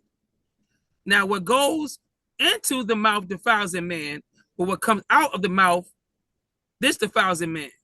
Okay, rewind that, my bad. Verse 11, he said, it's not what goes into the mouth that defiles a man, but what comes out of the mouth that defiles a man. You follow me? Y'all hear me? Yes. Okay. Yes. Then his disciples came to him and said, let me write that down. That's good. Yeah, take it, another little star next to that one. I like that one. We're going to get this word today. So we ain't going to stop every Saturday. Every Saturday we here. You know what I mean? Because guess what? Anytime two more people are talking about God, we in the midst. He's in the midst. He's watching. He's listening. You know what I mean? He knows our hearts. Yep. He knows our hearts. And this is how we receive the blessings we've been receiving. You know? It ain't them blessings coming that we be having. They ain't just coming out of nowhere. They come for a reason. You know? You got that part written down? Verse 11? Yeah, dude. Yep. You got it? Okay. I'm going to continue now. Man, yeah, I can see you. Where you go? You're black. It's black. Is it my? I'm black. Well, I can see myself. The background, the microphone is, I can't see nothing. I can see him. I can see you too. Oh, you know what? I know what it is. It's I don't know. What's your name? The other guy? It's the other, okay. Yeah. His is black though. Yeah. Okay. No, I'm driving. Yeah, I'm driving. I never like do video. Oh, that's what it is. It's him. Yeah. Like he's talking. It's showing. Okay. Oh, yeah. Okay. Yeah. Yeah, it jumps from person to person when you talk. When you talk, it'll move around. Yeah. To highlight whoever's talking at that moment. But he wasn't talking, and it's showing like when you talking. Right. You see me now? Right. You see me now? Go ahead. Okay. I can hear you. All right. So it said, I don't see you. It's still like as if. Hold on.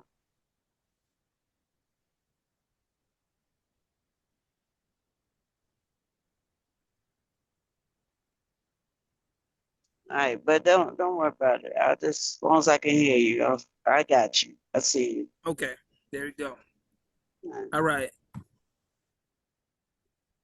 Got to keep my eyes on the prize. That's right. Because it's all recorded anyway. So as long as I can see it, it's moving. Yes. It's still recorded, Yes. through Zoom. So it's going, no matter what, we still gonna get the information. As long as y'all online. Good, so then his disciples came to him and said, "Do you know the Pharisees were offended when they heard this saying?" But he answered and said, "Every plant which my heavenly Father has not planted will be rooted. Let them alone. They are blind leaders of the blind. And if the blind leads the blind, both will fall into a ditch." Okay, can I ask a question? Yes, you can. Every plant which my heavenly Father have not planted shall be uprooted. Okay, so when he's talking about plant, he's talking about us? No, right? He's talking about the people, the Pharisees, people that are in, the people that we consider the preachers and pastors that are not with God. So he's talking about people in general, not anybody who's not with God. Right, not an actual plant. Okay. Right. Okay, I got you. They will be uprooted. They'll be pulled out from from midst of basically, yeah. You know what I'm saying? They'll be exposed. Okay. You follow me? Right. All right. Then Peter answered and said to him, "Explain this parable to us." Now, Peter, mind you, just like you say right now, what did he just say?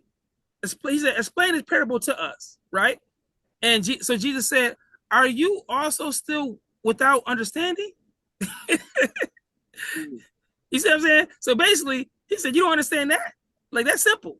Like, you don't." So just Jesus talking. He said, Jesus said, "Are you also still without understanding?" Bro. What you say? Not you. Okay. Oh, sorry. I was talking to someone else. Like, it's okay. It's okay. By me. Yeah.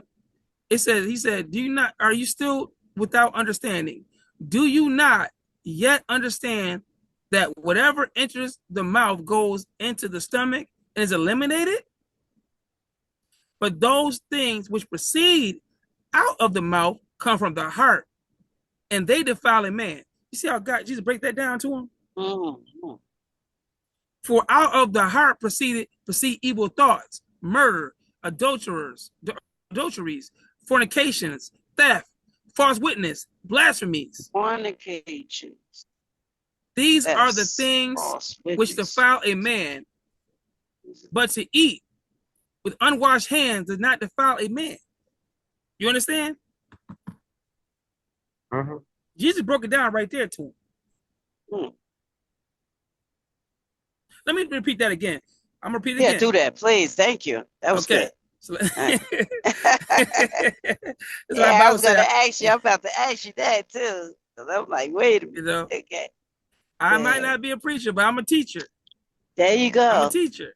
That's one thing I am. That's what so when it comes to this information, I know how to understand it. I know how to get this information out there and put it to you. So now here's the thing. Good. So he said, then Peter answered and said to him, we have 15. Okay, verse 15. Then Peter answered and said to him, "Explain this parable to us." So he said, explain what you were talking to the Pharisees about. Because they didn't understand when we were talking to the Pharisees. We were talking to the Pharisees, right? They understand. So Jesus said, "Oh, you froze. Do you..." Hold on. Okay, go ahead.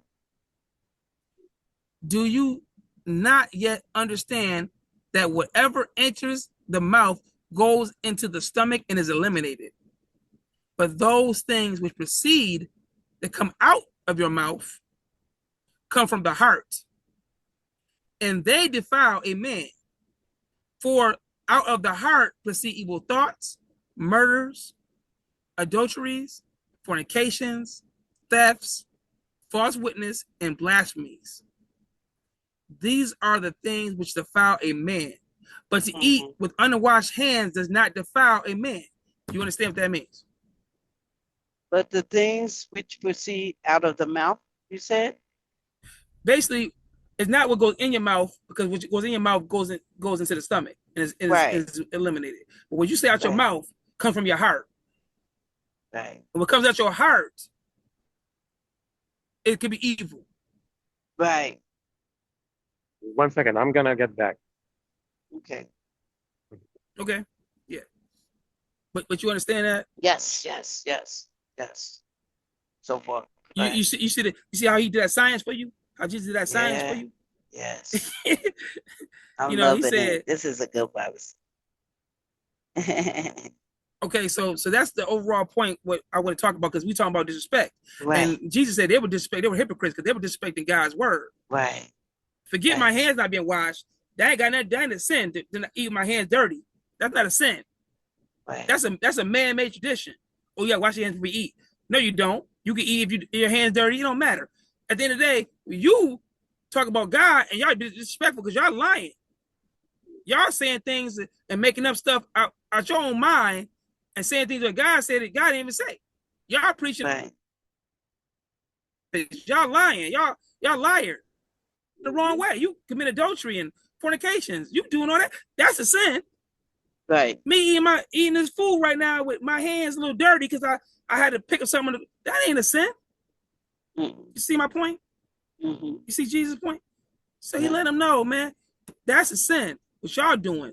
This right here is not a sin. It's not what you put in your mouth. It's what comes out your mouth. That's right. I wrote that down. That's All right. good. So this is why I say go back. Dang, I hate when it freezes. Started freezing. See some. The situation what goes out your mouth. 50 Cent, what's the problem is? It's freezing still? Hold on. Go ahead. Now start it over. I can hear you now. Sound better? Yep. No, I was just saying, talking about the point of what's going in your mouth and what comes out your mouth. What comes out your mouth is the problem. A lot of people times. What 50 Cent was saying about Tiny is what came out of his mouth, not what went in his mouth, what came out of his mouth. When he talk about, this and that, what Trump says about, when Trump talks about, China, is what comes out of his mouth. That's a problem. You know what I mean? Right. We talk about Iran, what comes out of his mouth is a problem. Right. That's the problem. Yeah. So you gotta watch your mouth. You do. You know what I mean? You really do. Because what you say can condemn yourself. You can condemn yourself, but and that's why that one says ain't no, and that's why that verse, okay, that verse very is important, very, very important. Oh boy, this thing's freezing. Oh Lord, important right there. And that's Matthew 15. Ain't nowhere around. Yeah. Welcome back, Zach. So yeah, so what you say out your mouth is what matters more than what the food you eat. Right. And that's what Jesus was saying. Okay. Mm-hmm. All right. Let's go in chapter 18. Okay. Hold on. A second. There you go. And this one's called Watch Your Mouth. Okay. I titled this one Watch Your Mouth. You said chapter 18. Watch your mouth. Hold on. Yeah, that's what it's called. Mm-hmm. Okay. Got you. Let's do it. Write that down. I named that. When all these titles, I named them. That's the titles. Yeah, I did know what's going on here. Okay, in the Bible study.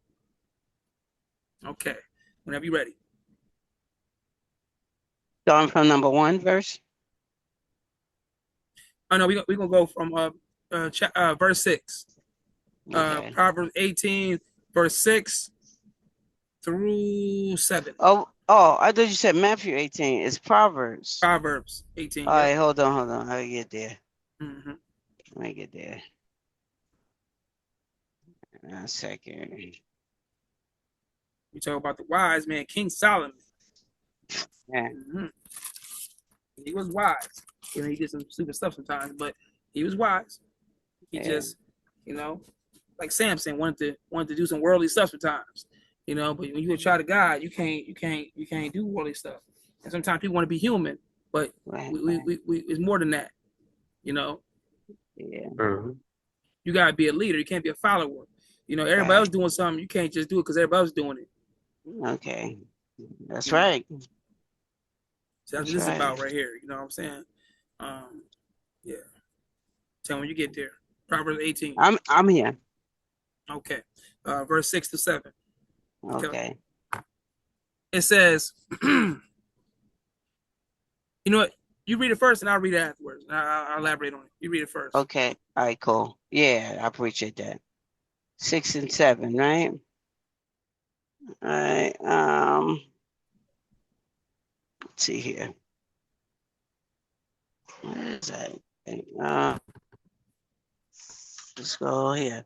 A fool lips enter into contention, and his mouth call it for strokes. A fool's mouth is his destruction, and his lips are the snare of his soul. Wow. That's clear. You understand that? That's clear. A fool's mouth is his destruction. What comes out of his mouth can strike him dead. Yeah. Or cause him to get killed, right? Yeah, yeah. So that's what that is. And not to go too deep, but you know, you gotta watch what you say, because what you say has consequences. Yeah. Well, that's what you say. Watch your mouth. Watch your mouth. Yeah. Ooh, watch your mouth. Because a fool's lip enter into contention, and his mouth calls for blows. So his mouth calls for blows.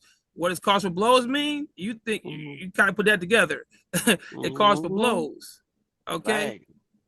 You know, spread a rod for the child, right? And what does a rod do? It strikes. What a rod do? It strokes. It blows. So, you know, discipline. Your mouth can get, you get disciplined by what you say. You know what I mean? So if you're saying, just like, with the elders or with anybody, it has consequences. For example, somebody, you might say to one person, like I said before earlier, and nothing happens. They might just ignore you, right? You might take the high road. Another person you might say the same thing to, and they want to fight you. Right. And you say that same thing to somebody else, they'll kill you. That's right. That's right. I remember, I'll tell you a story. So I've been to Jamaica a couple of times, well, a lot of times actually. I think I would have been 13, but going on 14 times in a minute. I'm leaving there soon, going down there to go on vacation, whatever. Probably like in the next month, my birthday. But they got a thing down there where somebody says, "Suck your mother." Suck your mother. I don't know if you heard this before, Sag, but what did it say? It's the Jamaican saying, "Suck your mother." Suck your mother. Yeah, suck your mother. Suck your mother. There you go. But it's a Jamaican slang, right? But it's basically telling somebody, calling them an offensive word in Jamaican, right? People say if you say this word, or if you say, I hear music. If you say that to somebody in Jamaica, they will kill you. Almost equivalent to somebody, white person calling us the N-word in America, right? That's S-U-C-K, your mother. Yes. Exactly. That's fighting words. Exactly. You know what I mean? So they can't. Well, they be quizzing for a bruising saying that. Right. So what I'm saying is this, right? If you're gonna use that language, right? Right. And you're gonna say to somebody to do that, you in Jamaica, you can expect to get either fight or possibly get killed. That's right. Because that's like the ultimate disrespectful thing you can say to somebody over there, right? Exactly. That's their ultimate disrespect. Now, everybody has their own disrespectful thing you can say to them, and every culture has their own. But that's specifically, and that's the reason why I know that one, because I've heard that between people, and I've seen people getting fights over that stuff and everything, like really to the point where machetes come out and everything. It gets bad, right? Because they don't tolerate that one particular. You can say, all right, you can call them a B word. You can say, you're a punk. You can call them any other word, and be like, all right, But whatever. just don't say that word. Don't say that one. Okay. And it says here, okay, a fool's mouth is his destruction, Right. and his lips are the snare of his soul. Of his soul. And then what goes in your mouth is what comes out your mouth. And what comes out your mouth, if it's negative, it can have negative consequences. If it's positive, it can have positive consequences. You see my point there? So you can choose. Death and life is in the tongue. So your life and your Power death can be what you say.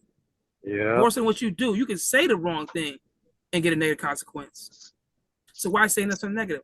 Try to be positive. That's the overall goal of this right here. And it's something that I say we all can learn from, because we all had our situations where we might say something negative about something or someone or something.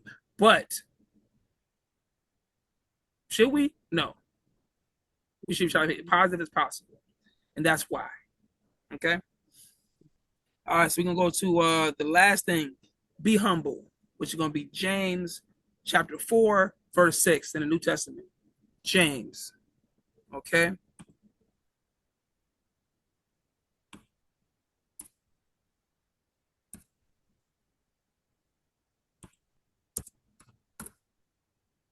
Most importantly, turn the other cheek. Be humble. Yes, stay humble. Let me find James. I ain't been in James and woof. Is that the back of the Bible? No, well, is it towards the back, James? It's let me see. I ain't been in James. I don't even think I ever read James. James right after Hebrews and right before Peter. Oh, right before Peter. Okay, okay. Jeremiah, Malachi. Hold on, because I got to find it. See, the other ones I jumped right to them, but James, that's a good one. Hold on. I got to find James. Where James had been at all my life. It's Peter. There we go. James what? 4? James chapter 4, yep. Okay. All right. Got it. Verse 6. All right. Be humble. Okay, let's go. All right. It says here, but he gives more grace. Therefore, he says, God resists the proud, but gives grace to the humble. Let me say that again. God resists the proud, but gives grace to the humble. Okay. So if you're a hardy person, if you just think, oh, you know what I mean, you gonna, you don't care what nobody thinks about what you said and blah, blah, blah, or what you did, you know what I'm saying? Or about disrespecting somebody. God gonna resist you. Amen. He gonna back away from you. You know what I'm saying? He ain't want nothing to do with you. But the ones that get grace are the humble. So even if you sin, but you're a humble person, you trying to do the right thing. Somebody caused you to sin, but you're not really trying to sin. Right. You're not a proud person of being a sinner. God will give you grace because he understands it ain't your fault. He understands we're in a wicked world. He knows that. Right. You know this world right here is the devil's all in it. Running around doing all the messed up stuff. He know that. Right. You know? That's what he said. That's what Jesus said. You will never have a world without tribulation in this world. You never have a world without problems here on earth. As long as the devil's here, you're going to always have problems. Only way you're going to find peace with God. He said that in the Bible. I did a Bible study on it before. That one. You can go back and look and find it. But my point is this. The humble might get a pass. You know? The humble, God will give grace to, but not the proud. Right. You're gonna resist the proud people. You're gonna resist the hardy. You know what I mean? The ones that don't, don't care, don't, you know what I mean? I'll be okay. I'm just gonna pray about it. Nah. You know, every prayer don't get answered either. People don't. That's another thing. People don't. If you don't know that, I did Bible study that too. Just because you pray don't mean you're gonna get answered by God too. Let's throw that out there right now. You know that, right? I don't know if y'all know that, right? But I mean, I can find a scripture for you. But just because you pray, don't mean you're gonna get answered. Right. Because God knows what's in your heart. Mm-hmm. If He knows in your He heart that searches the heart. you just That's praying, it. you ain't doing move your lips. If you know That's you don't it. mean that, like yeah, you slept with that man, you slept with that woman husband. You know what I'm saying? I'm just giving an example. And you prayed about it, but you don't really mean that because you're gonna still do it again. You ain't forgiven. You are not forgiven. You are not forgiven. Oh, you over there, you took that person's money over there. You stole from your brother or your cousin or your friend. You ain't paid their money back. You supposed to give them their money back, and they needed that money, and you never gave it back to them. Oh. But you prayed about it, but you never get the money. You ain't getting forgiven for that sin.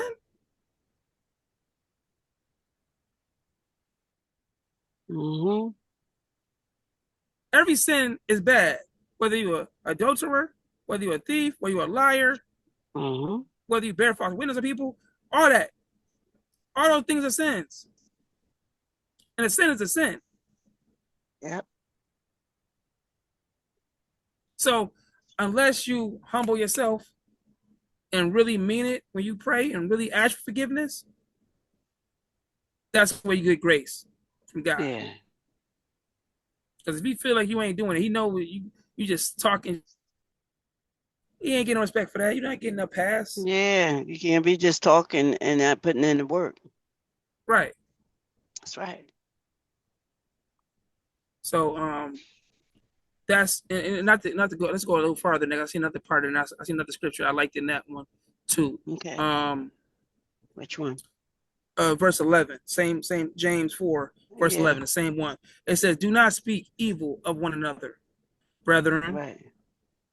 He who speaks evil of a brother and judge his brother speaks evil of the law and judges the law. But if you judge the law, you are not a doer of the law, but a judge. There is one lawgiver who is able to save and to destroy. Who are you to judge another?" You understand? Mm. So what he's saying is there's only one person that can save and destroy, and that's God. Okay. So who are you to judge somebody else? Right. Yeah, you can never trust somebody else. They going to hell because you don't know what you did. They can get you in hell. And the same measure you judge somebody else with, you're gonna be judged with too. It says that as well in the Bible. I did the Bible study that one, I think last time, or was it before last? I talked about that. So you can't judge nobody because you judge somebody, guess what? You'll be judged first.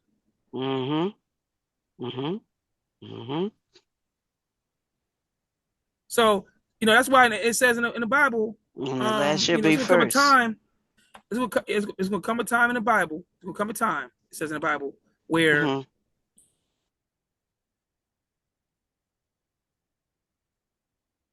I can't hear you. Oh, you went out you hear me for now? a minute. Yeah, I hear you now. I said it's gonna come a time. It's gonna come a time, right, when the Bible, the Word of God, you guys just focus on you. Bible says that. It's gonna come a time where you gotta focus on you. Meaning you ain't gonna be a preacher, do nothing. You ain't gonna be a teacher, do nothing. You ain't gonna be do none of that. You got to just focus on being the best you could be. Yeah. For you and your family if you can. That's it. Because it's gonna be so wicked in the world, you ain't gonna be able to come out and even do none of that. Exactly. So just focus on you. It's like that right now, to be honest. Close enough. Yeah, right. Close it. Because I'll tell you, I'm going through it. Yeah. I had to cut a lot of people out my life. I was like, wow. It was just me and God. That's it. It's crazy, man. I'm like, what is going on? And then that's when I knew I had to lean more on him. Right. Because in times like that, that's the best thing to do. Lean hard. Lean out on your own understanding. That's it. Lean You know on what I mean? God. Lean Yeah, on lean on God. God. That's it. Let him guide you. Because even your heart can fool you. Your mind and your heart can fool you. That's right.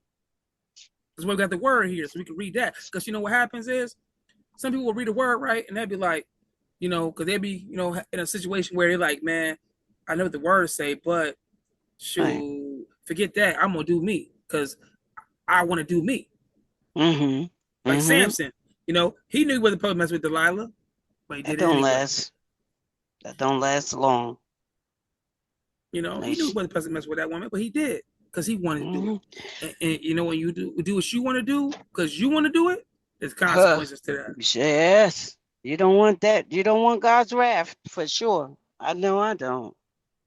You know, he had to end his life to get right with God. You know what I'm saying? Yeah. So, crazy. But that's you know, that concludes the Bible study for the day. But if y'all got anything y'all want to talk about, we can. If you have any questions about any scriptures you want to talk about, or you want to ask any questions about anything, we can look it up. You know. You know. If you have anything y'all want to elaborate on or talk about, you know what I'm saying, we can talk about any subject, it don't matter. Okay. Anybody got anything? Let me go back in my notes. I think we did real good. I got a stomach full right now. Yeah. I really do. That was good. You just don't know what this did to me today, because the enemy was trying to make me go down. I'm like, wow, I'm so energized right now. That thing tried to take me somewhere else. Thank God. Now, thank God for you. Yep. Thank God. I appreciate it. Thank God for you too. You know, we all here. You know, we all trying to get this information. We all, like I said, all right. Yeah. So catch you next week. Every week. You already know. Every Saturday I'm here. No matter where I'm at, I'm home. Whether I'm on vacation, I could be. As long as I got my laptop and a green screen, and I'm good. Shoot, you see the background. This is. You see what I'm saying? It looks like this is that's not real background. I got that off the TV, and then I put it on here because I was like, now since I know how to do it now, I'm about to put. So you have many of them. You can change it anytime. Nice back. Okay, nice meeting you, Sag. His name's Sag, right? You're breaking up again. Oh, yeah. See the birds back in there flying? Let me see. Yeah. Get over here. Okay. There you go. I'm Laverne. Okay. You can call me LB. You see that background now? Yeah. No, I don't see nothing. I see Sag. I see Sag, little white head with the white body. It's got, how he's got the. What do you see? Do you see me at all? Nope. Do you see me at all? Nope. Let me try something here. There we go. I see you. Whatever you just did, I see you now. Okay, you see me now? Okay. Yeah. All right, there we go. That's beautiful. So wow, I want to go there. Yeah, I want to come. Me too. You know. I like to be in the like to see things, you know what I'm saying? I need that right now. What? Kick back. Woosah. Yeah. That's beautiful. Yeah, it's beautiful. The birds, you got birds up there, like yes. Got the little beach chairs right by the pool. What? Yes, palm trees. Yeah. So colorful. God is shining down on them. What? Yeah. So it's beautiful scenery. I can make it different. I can make it different on backgrounds and everything. I can make the background on the beach. When we go to the beach, we go to the beach. I had enough of Virginia Beach. I'm scared. Virginia Scared of the Beach beach? is How you scared of scared. Virginia Beach? No, no, I'm not scared of the beach, but going over that bridge and I'm like, it's like I'm right in the middle of the ocean and I'm thinking about me on the sand and then I'm way out here, I'm on a bridge and it's nothing but water on both sides of me. And I'm like, Lord, what are you doing to me? It's scary. I'm scared of God. Mm-hmm. I fear God. I fear God. And I'll just be, what? I just be praying. That's beautiful, though. Yes. See, I like it from that angle. Palm I tree. like it from that angle. You Like gotta, that you one. just blocked it. You gotta move over the other way, back over that other way. You just blocked the Which one? beach. You want to see the water? Or you want to see the palm tree? Okay, Yeah, yeah, I there see you go. both. How about Yeah, I that? see it. That's beautiful. I like the There water. we Yeah. Boy, I need to get by the beach though. And I want to go down by the beach and talk to God. That's what I want to do. I need to set up. I need a meeting. You breaking up? I can't hear you. beach too. I can't hear you. I couldn't hear All you. right, so we'll All right. catch you another time. All right. Bye, Mm-hmm. Saj. All right, bye bye. Bye bye, Zach. All right. Mm, So yeah. Yeah, how you know Uh, Saj? oh, he's I trained him. That's You met at somebody the, I trained with for. the trainer? Mm-hmm. Okay, cool. Yeah. Yeah. There we go. Yeah. So, but but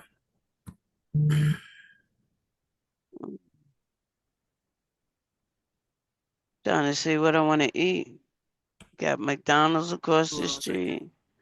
I was one thinking about some Waffle House, but I'd rather go to Waffle House. So, Mm-hmm. yeah, when you finish with that, maybe I have to call you off the record. Yeah. All right, I'm about to get off here now, but yeah. Well, it's good. We concluded the Bible study. You know what I'm saying? The Bible Yes, study yes. with KingCzol, and we are. This is episode 23. It's 23 weeks. We actually did it before Dang. 23 weeks, but 23 weeks of recorded online on YouTube, on Good. Facebook, on whatever. We are on all those platforms, and we're gonna keep going on more platforms. We keep getting this word out there because guess what? Everybody needs the word, so you can That's always right. share this word to That's anybody, your that's friends, yeah. and they can all see it and see what we talk about. We just learning here. This ain't Yeah. come as you are. You ain't got to worry about dressing up. You ain't got to worry about Right. Exactly. none of You that. You ain't see, got to pay to get on here. We you just see gotta me. That's right. it. That's all we doing. We just getting the word of the Lord here. That's it. Uh-huh. All right. Well, nice talking to you again, and I'll see you next week. All right. I'm All calling right. you now. Okay. All right. Bye bye.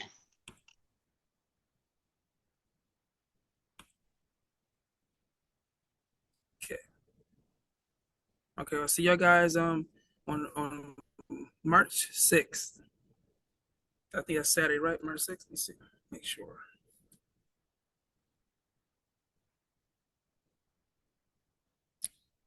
March. Yeah, March 6th. Okay. That's the next time Bible study. We will see you then. Peace out.